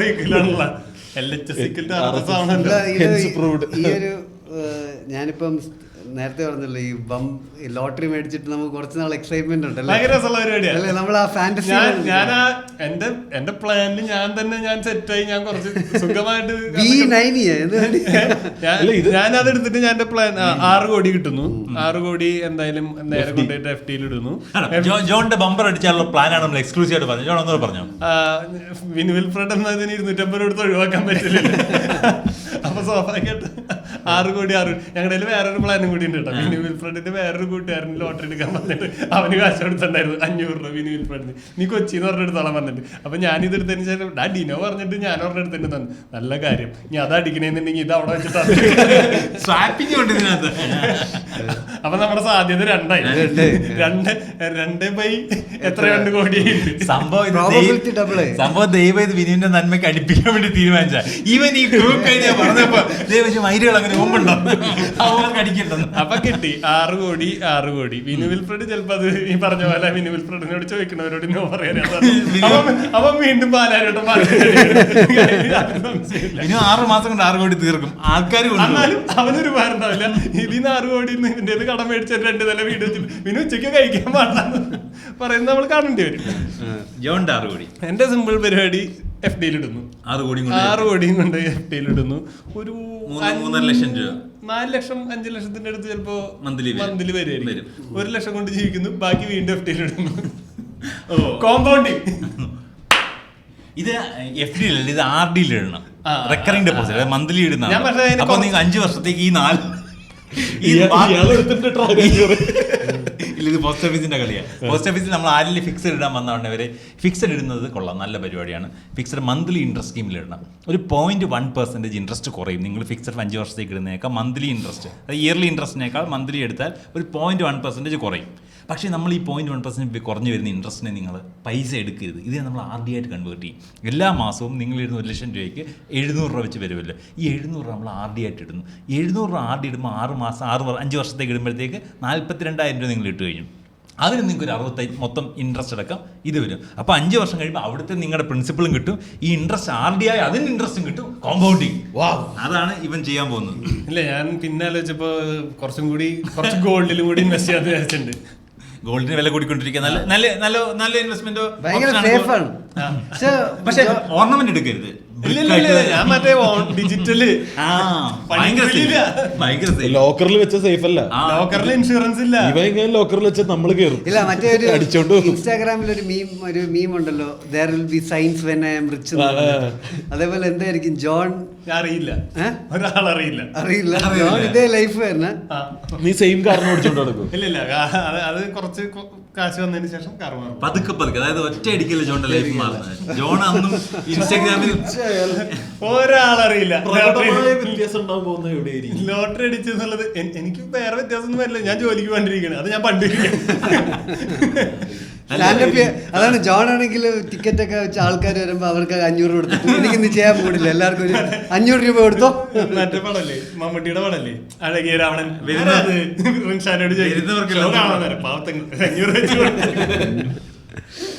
ട്രാവൽ ചെയ്ത് തുടങ്ങുകയാണെന്നുണ്ടെങ്കിൽ ട്രാവൽ ചെയ്ത് തുടങ്ങും. അതാണ് ദേവൻ ജോണിന് ലോട്ടറി തരാത്തത്. അടുത്ത വർഷം കണ്ണാശുപത്രി തുടങ്ങിയ ഇല്ല, ബിസിനസ്സും തുടങ്ങി. ഇപ്പൊ നാളെ റിൻഷാദ് ഒരു പുതിയ സംരംഭം തുടങ്ങി, അതിലോട്ടൊരു ചെറിയ എമൗണ്ട്. ഞാൻ ചിലപ്പോ ഒരു തെങ്ങും പറമ്പ് മേടിക്കും, അവിടെ സേഫ്. പൈസ കൊടുക്കത്തില്ല, റിയൽ എസ്റ്റേറ്റ് ഒന്നും സേഫ്. ഞാനിവിടെ 6 കോടി അടിച്ചിട്ടിരിക്കുന്ന അതാ പ്ലാൻ എല്ലാം സെറ്റാണ്. ഇനി ലോട്ടറി അടിച്ചാൽ മാത്രം മതി. കഴിഞ്ഞ കൊല്ലം വരെ ഇതിൽ പ്ലാൻ മാത്രമേ ഉണ്ടായിരുന്നുള്ളൂ, ലോട്ടറി ഉണ്ടായിരുന്നില്ല. ഇത്തവണ ഇതിനൊരു അപ്ഗ്രേഡ് ഉണ്ട്, എല്ലാത്തിനും അതിന്റെയുള്ള സമയമുണ്ട്. ലോട്ടറി ഉണ്ട്. ഈ എപ്പിസോഡ് ഇറങ്ങുമ്പോഴേക്കും ലോട്ടറി അടിക്കരുത്. അനീസിക്ക് എന്തേലും ലോട്ടറി അടിച്ചാ? ലോട്ടറി അടിച്ചത് ഞാൻ ചെലവായി കളയാൻ സാധ്യത കൂടുതൽ. എന്തിൽ ചെലവാക്കുന്നു? ഞാൻ ചുറ്റുപാട് ഒരു 2 കൊല്ലം കഴിഞ്ഞിട്ട് ചെയ്യാൻ പാടുള്ളൂ. നീ അത്ര വെയിറ്റ് ചെയ്യണം. ഈ ടാക്സ് സോർട്ടായി വരാൻ അത്ര സമയം എടുക്കും. ഞാൻ ഫുഡ്, ട്രാവല്, കൂട്ടുകാര്, സിനിമ പ്രൊഡക്ഷൻ ചെയ്യും. ഇല്ല, എനിക്ക് അങ്ങനത്തെ ചെലവല്ല. ഞാൻ എന്റെ ചുറ്റും തന്നെ ചെലവായി തീരുള്ളൂ. ഇപ്പൊ എന്റെ പൈസ എങ്ങനെയാണ് തീരുന്നത് അതുപോലെ തന്നെ തീരും. എന്റെ വീട്ടുകാരുടെ ഏറ്റവും വലിയ പേടിയായിരുന്നു, മോനെ സിനിമ ഒന്നും എടുത്തേക്കരുത്. അല്ല, നമുക്കാണെങ്കിൽ എല്ലാവർക്കും ഒരു ഫാന്റസി ഉണ്ടല്ലോ. എനിക്കും തോന്നിയിട്ടുണ്ട് ഈ സ്റ്റാൻഡപ്പ് ചെയ്യുന്നതിന്റെ ഒരു പ്രധാന കാരണം ആ ഒരു ഫാന്റസി വേണം. നമ്മൾ എവിടെയെങ്കിലും എത്തിപ്പെടാൻ ചാൻസ് ഉണ്ട് എന്നുള്ളൊരു ആഗ്രഹം വേണം. അപ്പോൾ അതേപോലെ അനീസിക്ക ഫാന്റസി ഒന്നുമില്ല. അനീസിക്ക് ഒരു 40 വയസ്സാകുമ്പോൾ ഞാൻ ഇവിടെ എത്തിപ്പെടണം, അല്ലെങ്കിൽ ഈ ഒരു സ്റ്റേജിൽ ഞാൻ പെർഫോം ചെയ്യണം, ഇവിടെ ഇത്രയും ടിക്കറ്റ് വിൽക്കണം. എന്നെ സംബന്ധിച്ച് 40 വയസ്സിൽ എത്തിപ്പെടുക ഇപ്പോഴത്തെ ഏറ്റവും വലിയ ഫാന്റസി. നിങ്ങൾ ലോട്ടറി അടിച്ചൊരു ഇതിപ്പോ വന്ന മാറ്റാണോ അതോ മനുഷ്യന്മാർക്കല്ല കാറ് മേടിക്കുന്നത് നിങ്ങളൊരു ആംബുലൻസ് മേടിക്കണം. എനിക്ക് ബേക്കറി ആംബുലൻസ് ഒന്നിച്ചു കൊണ്ടുപോകണം. ഇടയ്ക്കിടയ്ക്ക് ആൾക്കാർക്ക് സേവനം ചെയ്യാം. അല്ല, ഇപ്പൊ ഞാനാണെങ്കിൽ പോലും എനിക്ക് ഇത് എന്റെ ചിന്തയില് 60 എന്നൊക്കെ ഉള്ളത് ഭയങ്കര ഒരു ഇന്നത്തെ കാലത്ത് ഭയങ്കര എത്താൻ പറ്റാവുന്ന ബുദ്ധിമുട്ടുള്ള ഒരു പ്രായം പോലെ എനിക്ക് തോന്നുന്നു. ഇപ്പൊ മനുഷ്യന്മാർ ഇത്ര ചിന്തിച്ചു തുടങ്ങിയതാണോ അതോ നമുക്ക് പ്രായം തുടങ്ങുമ്പോ എല്ലാവരുടെയും ചിന്ത മാറുന്നതാണോ അറിയില്ല.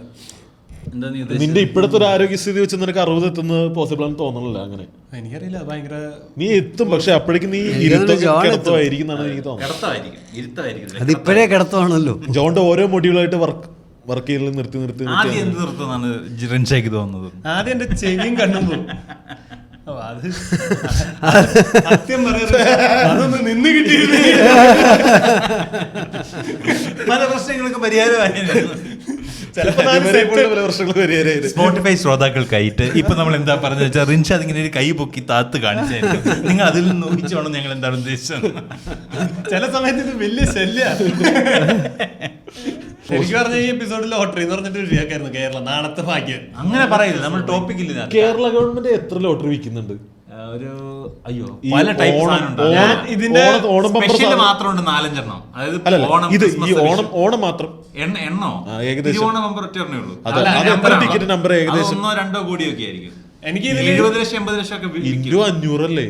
എടാ അത് 10,000 കോടി രൂപയുടെ ബിസിനസ് ആയല്ല. 300 കോടി 300 കോടി പ്രോഫിറ്റ്. അവസാനം പ്രോഫിറ്റ് 300 കോടിയാണ് ഗവൺമെന്റ്. അതായത് ഇത് കൊടുത്തു കഴിഞ്ഞാൽ 300 കോടി ഒറ്റ ഒരു ഓണം ബമ്പർ. 1 കോടി ടിക്കറ്റ് വിറ്റാൽ 500 കോടി രൂപ വരും. ഗവൺമെന്റ് 300 കോടി കിട്ടുമായിരിക്കും. അതിലൊരു 10 CR അല്ലാതെ ഈ കള്ളനടിച്ച് വേറെ ആൾക്കാർ ഉണ്ടാക്കിണ്ടാവില്ലേ? അത് ചിലപ്പോൾ ഉണ്ടാകും, പറയാൻ പറ്റും. ചിലപ്പം ഇതിനകത്ത് ഏറ്റവും വലിയ കോമഡി ജോൺ എടുത്ത ടിക്കറ്റ് ഒറിജിനൽ ആയിരിക്കത്തില്ല. അതെങ്ങനെ അറിയാൻ പറ്റും? QR കോഡ് സ്കാൻ ചെയ്താൽ എന്റെ എന്തോ നമ്പറൊക്കെ കാണിക്കണേ. നോട്ട് പോലെ തന്നെ 5-6 സംഭവങ്ങൾ ഉണ്ടെന്നാ പറയുന്നത്.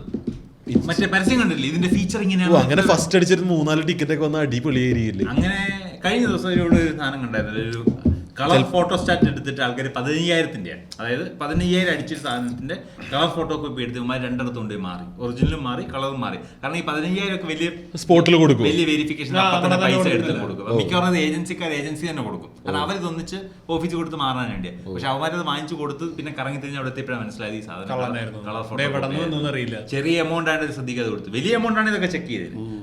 പുതിയൊരു ബിസിനസ് പരിപാടിയാണ്. നിങ്ങൾ 5,000 നോട്ട് അടിച്ചു തരത്ത് ഒരു ബൾക്കായിട്ട് വാങ്ങുക. 5,000 എന്നിട്ട് ഒരു 10-20 കോപ്പി. ഇപ്പൊ നമുക്കൊരു ലോട്ടറി തുടങ്ങണമെന്ന് വെച്ചാൽ ചെയ്യാൻ പറ്റില്ല. ഇല്ല, ഇല്ലീഗലാണല്ലോ ലോട്ടറി. ഇല്ലീഗലാ. എടാ നീ വാറ്റുന്നത് പോലെ തന്നെ ഇപ്പൊ സർക്കാർ ലീഗലായിട്ട് വിൽക്കുന്നത് നിനക്ക് വീട്ടിൽ വാറ്റി വിൽക്കാൻ പറ്റുമോ?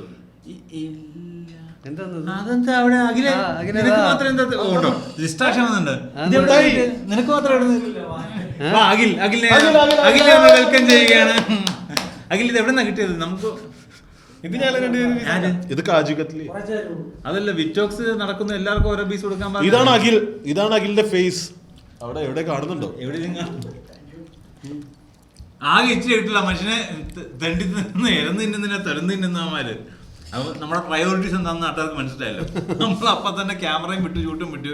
അതായത് ഇച്ചി പറിച്ചു വാങ്ങി. സ്പോട്ടിഫൈ ഇത് കേൾക്കുന്നവർക്ക് അഖിലിന് ആരും ഒരു മിഠായി കൊണ്ടു കൊടുത്തു, കാജു കത്ലി കൊണ്ടു കൊടുത്തു. അത് അപ്പൊ തന്നെ മാന്തി കഴിക്കുകയാണ് ഇപ്പോൾ ഇവർ ചെയ്തത്. ഞാൻ കുറച്ച് തന്നെ പറഞ്ഞു തിരുവനന്തപുരംകാരൻ ഫിക്സ് കിട്ടുന്നു. ഞാൻ അതുപോലെ 2 പേര് ഇന്റർവ്യൂ കണ്ടു. ഈ ട്രിവാൻഡ്രംകാരുടെ പുള്ളി പൈസ കിട്ടിയപ്പോ തന്നെ എല്ലാരെയും പിണക്കിയല്ല, ആൾക്കാർ പിണങ്ങിപ്പോയി. എന്തൊരു കഷ്ടമാണല്ലേ, പൈസ ഉള്ളപ്പോ ആൾക്കാരില്ല, ആൾക്കാരുള്ളപ്പോ പൈസ ഇല്ല. പുള്ളി ധൈര്യമായിട്ട് ഓപ്പൺലി പറഞ്ഞത് കൊണ്ട് ആൾക്കാർ ഇന്റർവ്യൂ ആയി, ബഹളമായി, വീട്ടിലെ ആൾക്കാരായി, വീട്ടിലെ ആളിനെ ഗേറ്റിൽ നിന്ന് ഇടി കാരണം പുള്ളിക്ക് പുറത്തിറങ്ങാനും പോകാനും പറ്റാത്ത അവസ്ഥയാണ്. അപ്പം 1000-15,000 ഒക്കെ ചോദിക്കുന്നതിനൊക്കെ തന്നൂടെയാണ് ഇവർ ചോദിക്കുന്നത്. പക്ഷെ അയാളുടെ ചോദിക്കുന്ന 1000 പേരാണ് ചോദിക്കുന്നത്. അപ്പൊ ആ ഡു ദ മാച്ച് മനസ്സിലായി, എന്റെ പൈസ തീർന്നു. അങ്ങനെ തന്നെ വീട് മാറി പോയിട്ടുണ്ടാവില്ല. അപ്പൊ അയാൾ എന്ത് ചെയ്തു, എല്ലാരും പിണങ്ങി തൽക്കാലത്തേക്ക് മാറി നിന്നു. ഫിക്സഡ് ഇട്ടു പൈസ. ചോദിക്കണേ 1,000 രൂപ ചോദിക്കണേ, 10,000-15,000 ചോദിക്കണേ. അവരുടെ അടുത്ത് ചിലപ്പോൾ അടുത്ത ബന്ധുക്കളോ നോ പറയുമ്പോൾ നിനക്കറിയാലോ, നിന്റെ അടുത്ത് ഇപ്പൊ ഒരു കൂട്ടുകാരൻ 500 രൂപ ചോദിച്ചു, 1000 രൂപ ചോദിച്ചു, നീ നോ പറഞ്ഞാലും ആൾക്കാർ പിണങ്ങും. ലൈസായിട്ട് അവർക്കൊരു വിഷമം ഉണ്ടാവും. അപ്പൊ പൈസ കയ്യിലുണ്ടെന്നുള്ള സമയത്ത്, അത് അബണ്ടന്റ്ലി പൈസ ഉള്ള സമയത്ത് ആൾക്കാർ ഉറപ്പായിട്ട് പിണങ്ങും. ഇല്ല, എൻ്റെ അടുത്ത് വീട്ടുകാർ പണ്ടേ പറയും ആൾക്കാർ കാശ് ചെയ്യുമ്പോൾ കൊടുക്കരുത്. കാരണം വെച്ചാൽ നമുക്ക് ഒരു ദിവസം, കാരണം നമ്മൾ ഇന്ന് 500 ചോദിച്ചവന് കൊടുത്തു, നാളെ അവൻ 500 ചോദിക്കും, മറ്റന്നാൾ 1000 ചോദിക്കും, 2000 ചോദിക്കും. ഏതെങ്കിലും ഒരു പോയിന്റിൽ നമ്മൾ നോ പറയുമ്പോൾ ഇതെന്തായാലും പിണങ്ങേണ്ട ഒരു ബന്ധമാണ്. ഇതൊരു ഭയങ്കര ഡിബേറ്റബിൾ ടോപ്പിക്കാണ് കേട്ടോ ഈ സാധനം. കാരണം ഇൻസ്റ്റാഗ്രാമിൽ ഇപ്പോൾ ഓടുന്നുണ്ട്, നമ്മൾ സ്ഥിരം കാണുന്ന ഒരു ടെംപ്ലേറ്റ് ട്രെൻഡ് റീലാണ്. ഫ്രണ്ട്സിന് പൈസ കൊടുക്കരുത്, പൈസ കൊടുത്തു കഴിഞ്ഞാൽ റിലേഷൻ ബ്രേക്ക് ആവും. ഞാൻ കൊടുത്തത് എനിക്കൊരു അങ്ങനെ ഞാൻ പക്ഷേ വേറൊരു ഞാൻ ചെയ്യട്ടെ, നമ്മളെല്ലാവരും അങ്ങോട്ടും ഇങ്ങോട്ട് പൈസ കടം വാങ്ങിച്ചിട്ടുള്ളവരാണ്. അപ്പൊ ഇത് ഈ സാധനം ഒരു ടോപ്പിക് ഇവിടെ നിൽക്കുന്ന സാധനം ഇതിനെ എങ്ങനെ എങ്ങനെ ഞാൻ കടം കൊടുക്കരുതെന്നല്ല പറയാം, ഞാൻ റിലേറ്റീവ്സ് ആയിട്ട് ബിസിനസ് ചെയ്തു. അതൊക്കെയാണ് ശരിക്കും പറ്റുമെങ്കിൽ ബന്ധവും ബിസിനസ്സും മിക്സ് ചെയ്ത് ബിസിനസ് ബന്ധം ഓക്കെയാണ്, പക്ഷെ ഒരു ബന്ധത്തിനെ ബിസിനസ്സിലേക്ക് കൊണ്ടുവരുന്ന എനിക്ക് തോന്നിയിട്ടുണ്ട്. കൊണ്ടുവരുന്നത് അതായത് നമുക്ക് പല സ്ഥലത്തും തുറന്ന് കാര്യങ്ങൾ പറയാൻ പറ്റില്ല. ഇപ്പൊ ഒരു പരിചയത്തിലുള്ള ഒരാള് നമ്മൾ വേറെ റെക്കമെൻഡേഷനിൽ ഒരു വർക്കിൽ എടുത്തു കഴിഞ്ഞപ്പോ നീ ആ പയ്യന്റെ അടുത്ത് എടുത്തതിന്റെ ഒരു പ്രശ്നം ഒരിക്കലും ബന്ധങ്ങൾ വഷളാവും ഒരുമിച്ച് ഒരു ബിസിനസ്സിലോ അങ്ങനത്തെ ഒരു പരിപാടിയിലോ. ഈ ബാക്ക് ടു കടത്തിലേക്ക് വന്നു കഴിഞ്ഞാൽ ഈ കടത്തിന്റെ കേസിൽ ഇപ്പം നമുക്ക് അത് സംസാരിച്ച് സോർട്ട് ചെയ്യാം. അതായത് ഇപ്പം ശരിക്കും ഞാൻ നമ്മുടെ എക്സാമ്പിൾ ഞാൻ ഇപ്പം ഇതൊക്കെ പറയുമ്പോൾ റീലൊക്കെ പറയുമ്പോൾ ഞാനും വിചാരിക്കും ഞാനും പൈസ കൊടുത്തിട്ട് മാസങ്ങളോളം വർഷങ്ങളോളം പൈസ പുറകെ ചോദിച്ചാൽ അത് വലിയ എമൗണ്ട് ആണ് അത്യാവശ്യം 15,000 എനിക്ക് എൻ്റെ സാലറിയുടെ 1/3 വരും അന്ന് ഞാനത് കൊടുക്കുമ്പോൾ. ഞാനത് വർഷങ്ങളോളം ചോദിച്ച് വർഷങ്ങൾ നോക്കണം നിങ്ങൾ, ഞാൻ വർഷങ്ങളോളം ചോദിച്ചിട്ടാണ് എനിക്ക് ആ പൈസ തിരിച്ച് കിട്ടിയത്. അത് 3 ദിവസം കഴിഞ്ഞ് തരാമെന്ന് പറഞ്ഞാൽ നമ്മളിത് മറിക്കുന്നത്. എൻ്റെ സാലറി കിട്ടുമ്പോൾ ഞാൻ അങ്ങനെ പലർക്കും പൈസ മറിച്ചിട്ടുണ്ട്, എനിക്ക് പൈസ അപ്പോൾ 1 മാസം എന്ന് പറഞ്ഞിട്ട് 1.5 ലക്ഷം പോയത് തന്നെ. ഈ സാധനം കൊടുത്തിട്ട് തന്നവരുമുണ്ട് തരാത്തവരുമുണ്ട് പൈസ. പക്ഷെ അപ്പം ചോദിക്കാൻ ഞാനും ചോദിച്ചിട്ടുണ്ട് ആൾക്കാരോട്, ഞാനും പൈസ മറിച്ചിട്ടുണ്ട്. അപ്പം ശരിക്കും പൈസ എന്ന് പറഞ്ഞ ചക്രം എന്ന പേര് പൈസക്ക് ആദ്യം പറഞ്ഞു, കാരണം ഇത് റോൾ ചെയ്യാനുള്ള സാധനമാണ്. പൈസ കടം കൊടുക്കുന്നത് തെറ്റാണെന്ന് ഞാൻ വിശ്വസിക്കുന്നില്ല. And by religious point of view നിനക്കറിയാലോ സക്കാത്ത് ഭയങ്കര പ്രൊമോട്ട് ചെയ്യുന്ന സാധനമാണ്. പക്ഷെ റിലീജിയസ് പോയിന്റ് ഓഫ് വ്യൂ സക്കാത്തിനേക്കാൾ പ്രയോറിറ്റി ഉള്ള സാധനമാണ് കടം കൊടുക്കൽ. കടം കൊടുക്കുന്നത് വാങ്ങുന്നത് സെറ്റിൽ ചെയ്യുന്നത് ഭയങ്കര പ്രയോറിറ്റി. അതായത് കൊടുക്കുന്നത് മീൻസ് അതായത് നീ നിന്റെ പൈസക്കാരൻ പൈസ ഉള്ളവൻ സക്കാത്ത് കൊടുക്കണമെന്ന് പറയുന്ന പോലെ തന്നെ പ്രൊമോട്ട് ചെയ്യുന്ന സാധനമാണ് നീ കടം കൊടുക്കണം എന്നുള്ളത്. അതായത് കൊടുക്കുന്നതിന് ഭയങ്കര പ്രയോജനമായിട്ട് പറയുന്നുണ്ട്. എന്തുകൊണ്ടാണെന്ന് വെച്ചാൽ മനുഷ്യൻ എന്ന് വെച്ചാൽ ഒരാൾക്ക് എപ്പോഴും അവൻ്റെ ആവശ്യമുള്ള പൈസയും സാധനങ്ങൾ കൈ കാണത്തില്ല. ഇത് റോൾ ചെയ്തുകൊണ്ടിരിക്കുന്ന സാധനം തന്നെയാണ്. മനുഷ്യർ പക്ഷേ പല സ്വഭാവക്കാരാണ്. ഇതാണ് ഇതിനെ അതിർവരമ്പ് എവിടെ നീ ആർക്ക് കൊടുക്കുന്നു എന്നുള്ളത്. ഇതിന്റെ റിലേഷൻ ബ്രേക്ക് ആവുന്നതും സ്ട്രോങ് ആവുന്നതും. അതിന്റെ അപ്പുറത്ത് നിങ്ങളുടെ ഫിനാൻഷ്യൽ സെക്യൂരിറ്റി ഇടിയുന്ന ഒരു എമൗണ്ട് കൊടുക്കാനും പാടില്ല. ഞാനിപ്പോ കൊടുത്താൽ അത് തിരിച്ച് പ്രതീക്ഷിക്കാറില്ല. എനിക്ക് എൻ്റെ റെഗുലർലി മേടിക്കുന്ന 2-3 ആൾക്കാരുണ്ട്. അവർ തിരിച്ച് തരൂലെന്നുള്ള ഒരു സാധനം എനിക്ക് ഭയങ്കര ക്ലിയർ ആയിട്ട് അറിയാൻ ചെയ്യാം. അപ്പോൾ അവരെൻ്റെ അടുത്ത് ചോദിക്കുമ്പം എനിക്ക് എത്ര കൊടുക്കാൻ പറ്റുന്നോ ഞാൻ തിരിച്ച് പ്രതീക്ഷിക്കാതെ കൊടുക്കുന്ന പോലെ ഞാൻ കൊടുക്കാം. വലിയ എമൗണ്ട് ചോദിക്കുകയാണെങ്കിൽ ഞാൻ കൊടുക്കുകയില്ല. ആ 3 പേര് കേൾക്കുന്നുണ്ടെങ്കിൽ കടത്തിന്റെ ഒരു സെറ്റ് അങ്ങനെയാണ്. ചില ആൾക്കാർ മറന്നിട്ടാണ് കൊടുക്കുന്നത്, കാരണം അവർക്കറിയാം ഇത് കിട്ടില്ലെന്നുള്ളത്. വേറൊരു സാധനമുണ്ട്, പറഞ്ഞ ടൈമിന് മുന്നേ കറക്റ്റായിട്ട് കൊടുക്കുന്ന ആൾക്കാരുണ്ട്. കാരണം അവരെ സംബന്ധിച്ച് അവർക്കറിയാം അവർക്ക് ഇത് സ്ഥിരം റോളിങ് ആവശ്യമുള്ളതാണ്, കാരണം ഇന്ന് കൊടുത്താലേ നാളെ കിട്ടത്തുള്ളൂ. അങ്ങനെ ചെയ്യുന്ന ആൾക്കാർ. വേറെ ആൾക്കാരുണ്ട്, ഇവർക്ക് അറിയത്തില്ല ഇത് എങ്ങനെ കൊടുക്കണമെന്ന്. ഇവരിത് വാങ്ങിക്കാൻ പറ്റും, കാരണം നിർവാഹമില്ല. പിന്നെ ഇവർ ഇതിനകത്ത് കിടന്നിട്ട് ഇത് കൊടുക്കാൻ പറ്റാതെ അവർക്കത് കൊടുക്കേണ്ടെന്ന് വിചാരിച്ചല്ല വാങ്ങിക്കുന്നത്. പക്ഷേ ഇതെങ്ങനെ വീട്ടിൽ വന്നൊരു വഴിയില്ലാതെ വാങ്ങിച്ചിട്ട് കിടന്ന് അതിനകത്ത് ഇങ്ങനെ കിടന്ന് എൻറ്റാങ്കിൾഡ് ആയി പോകുന്ന ആൾക്കാർ. പക്ഷെ അപ്പോഴും നമ്മൾ കംപ്ലീറ്റ്ലി ഇത് കൊടുക്കാൻ പാടില്ല അല്ലെങ്കിൽ കൊടുക്കരുത് എന്നൊരു സാധനം വെക്കാൻ പറ്റത്തില്ല വേറൊരു കാര്യമുണ്ട്. എൻ്റെ കയ്യിൽ ഉണ്ടെങ്കിൽ എനിക്ക് കൊടുക്കാണ്ടിരിക്കാൻ. പലപ്പോഴും അവസ്ഥകൾ അങ്ങനെയാണല്ലോ. ആൾക്കാർക്ക് പെട്ടെന്ന് ഹെൽത്തിന്റെ ഒക്കെ ആവശ്യം വന്നാൽ കൊടുക്കാതിരിക്കാൻ നമുക്ക് പറ്റൂല. അതിപ്പം ആശുപത്രിയിൽ ക്രെഡിറ്റ് കാർഡ് പോലും എടുക്കൂല അല്ലേ? അതെ. പക്ഷെ ഇവിടെ ഒന്നും അല്ല, ഈ ലോട്ടറി അടിക്കുന്നവരോട് ചോദിക്കുന്നതിന്റെ കേസ് വേറെയാണ്. ആൾക്കാർ എനിക്ക് വെറുതെ കിട്ടിയ കാശിലടാ തന്നൂടറാ. അപ്പൊ നമ്മൾ പറഞ്ഞത് പോയിന്റിലേക്ക് കണക്ട് ചെയ്തിരിച്ചു. അന്ന് അയാള് ചോദിച്ചവരോടല്ല വിനോദം. ഒന്നാമത് അയാൾക്ക് പൈസ കിട്ടിയിട്ടില്ലായിരുന്നു. ഒന്നാമത്തെ കാര്യം, കാരണം കിട്ടാൻ സമയം എടുക്കുന്ന ആൾക്കാരില്ല. ഇന്റർവ്യൂ പോയി, 3-ാമത്തെ ദിവസം ഇന്റർവ്യൂ വൈറലായി, നാട്ടുകാർ വീട്ടിൽ വന്ന് നിൽക്കാതെ ഇയാളുടെ പൈസ ഇല്ല. അപ്പോൾ അയാൾ ആദ്യം ഔട്ട്റൈറ്റ് ബ്ലോക്ക് ചെയ്തു. കുറച്ച് പേർക്ക് മനസ്സിലായി പൈസ വരുമ്പോഴത്തേക്ക് ഇതിന്റെ ലിസ്റ്റ് കൂടിക്കൊണ്ടിരിക്കുന്നു. അപ്പോൾ അയാൾ എല്ലാവരെയും കംപ്ലീറ്റ്ലി ബ്ലോക്ക് ചെയ്തു. വന്ന പൈസ എടുക്കാതെ പുള്ളി ഫിക്സഡ് ഇട്ടിട്ട് പുള്ളി എന്ത് ചെയ്തു, ഇൻട്രസ്റ്റ് വരുന്ന പൈസയ്ക്ക് വേണ്ടി വെയിറ്റ് ചെയ്തു. പുള്ളി 2 വർഷം കഴിഞ്ഞിട്ടാണ് ഒരു ബിസിനസ് സ്റ്റാർട്ട് ചെയ്തത് തന്നെ. ഇൻട്രസ്റ്റ് വരുന്ന പൈസ കൂട്ടി വെച്ചിട്ടാണ് പുള്ളി ഒരു ഹോട്ടലിൽ തുടങ്ങി. പുള്ളി വണ്ടി എടുത്തത്. ഓക്കെ, പുള്ളിയുടെ ആഗ്രഹം വലിയ വണ്ടി എടുക്കണം, പക്ഷേ പുള്ളി ആ പൈസ ഇപ്പോഴും എടുത്തിട്ടില്ല. പുള്ളി ഇത് അപ്ഗ്രേഡ് ചെയ്യുമ്പോഴേ പുള്ളി എടുക്കത്തുള്ളൂ. ഇതുപോലെ വേറൊരാളെ ഞാൻ കണ്ടത്, ഇതിനും 2 years ബാക്ക് എടുത്ത ഒരാൾ. പുള്ളി ഒരു പ്രായമായ മനുഷ്യൻ ഞാൻ കാണുന്നത്. പുള്ളി പെയിന്റ് പണിക്ക് എന്തോ പോകുന്ന, ഓട്ടോ ഓടിക്കുന്ന മനുഷ്യൻ. പുള്ളി ഇപ്പോഴും ജോലിക്ക് പോകുന്നുണ്ട്. പുള്ളി ഈ പൈസ കൊണ്ട് ഫിക്സഡ് ഇട്ടു, ഒരു വസ്തു വാങ്ങിച്ചു, മ്യൂച്വൽ ഫണ്ടിൽ അയാൾ ഇൻവെസ്റ്റ് ചെയ്തു. അയാൾ ചെറിയ വീട്ടിലാണ് താമസിക്കുന്നത്. പുള്ളി അത് പറഞ്ഞാല് ചെറിയ ഉണ്ടായിരുന്ന വീട് തന്നെ, അതിന്റെ മുകളിൽ അത്യാവശ്യം വർക്കൊക്കെ മാറ്റി. അല്ലാതെ ഈ പറയുന്ന ഹെവി അപ്ഗ്രേഡേഷൻ 12 കോടി വേറൊരാളും കൂടി ഇപ്പൊ ഈ യൂട്യൂബില് ഇത് റിലേറ്റഡ് ഒരു വീഡിയോ എടുത്ത ബാക്കി എല്ലാം വരില്ല. അപ്പൊ നമുക്ക് നമ്മള് പ്ലാൻ ചെയ്യണത്. അപ്പൊ ഒരു ആളുടെ വീട്ടിലെ കട്ടളകളും ജനലുകളും പൊളിച്ചോണ്ടിരിക്കുക, വിൽക്കാൻ വേണ്ടിയിട്ട്. ജീവിക്കാൻ വകുപ്പില്ല. ഓരോ സൈഡിൽ നിന്ന് ആള് പൊളിച്ച് വിറ്റോണ്ടിരിക്കുന്ന ആൾ കിട്ടിയ കാശൊക്കെ ആൾക്ക് അത് മാത്രമല്ലാണ്ട് പല ലോട്ടറി അടിച്ചിട്ടുണ്ട്. 25 ലക്ഷവും 15 ലക്ഷമൊക്കെ ആയിട്ട് അടിച്ചുകൊണ്ടിരിക്കുന്നുണ്ട്. ഇപ്പൊ ബന്ധുക്കൾ ആരും, സ്വന്തം ഭാര്യയും പോലും കൂടെ ഇല്ലാന്നുകൊണ്ട് ഈ കിട്ടിയ കാശൊക്കെ ആൾ വീതിച്ചു കൊടുക്കുന്നു. വലിയൊരു വീടം കണ്ട ആ വീടിന്റെ ഒരു സൈഡിൽ നിന്ന് ആൾ പൊളിച്ചോണ്ടിരിക്കുന്നു. അങ്ങനത്തെ ഒരു ഇതുണ്ട്. പിന്നെ ഈ പ്രാവശ്യം ലോട്ടറി എടുത്തിട്ടുള്ള ഒരാള്, കഴിഞ്ഞ പ്രാവശ്യം 100 ലോട്ടറി എടുത്തിട്ടുള്ള ആളാണ്. ആള് ഇത്തവണയും 90 ലോട്ടറി എടുത്തിട്ടുണ്ട്. 90 ലോട്ടറി എടുത്ത ആൾക്ക് പേടിയാ. ആള് പറഞ്ഞു എനിക്ക് ഫസ്റ്റ് അടിക്കൊന്നും വേണ്ട, എനിക്ക് സെക്കൻഡ് അടിച്ചാൽ മതി, 1 കോടി കിട്ടിയാലും പെങ്ങൾക്ക് നല്ലൊരു വീട് പണിയണം, ഓടിട്ട വീട് പണിയണം, ഇത് പണിയണം എന്നുള്ളതാണ് ആളുടെ ആഗ്രഹം പറയുന്നത്. അപ്പോഴാണ് ഞാൻ സെക്കൻഡ് പ്രൈസ് 1 കോടിയാന്ന് അറിയണേ. അത് വല്ലാതെ നിരാശ വന്നു. എന്നിട്ട് എന്നിട്ട് ഈ സാധനം ഈ 90 ലോട്ടറി ഒരു കവറിലാക്കിയിട്ട് മണ്ണിൽ കുഴിച്ചിടാണ്.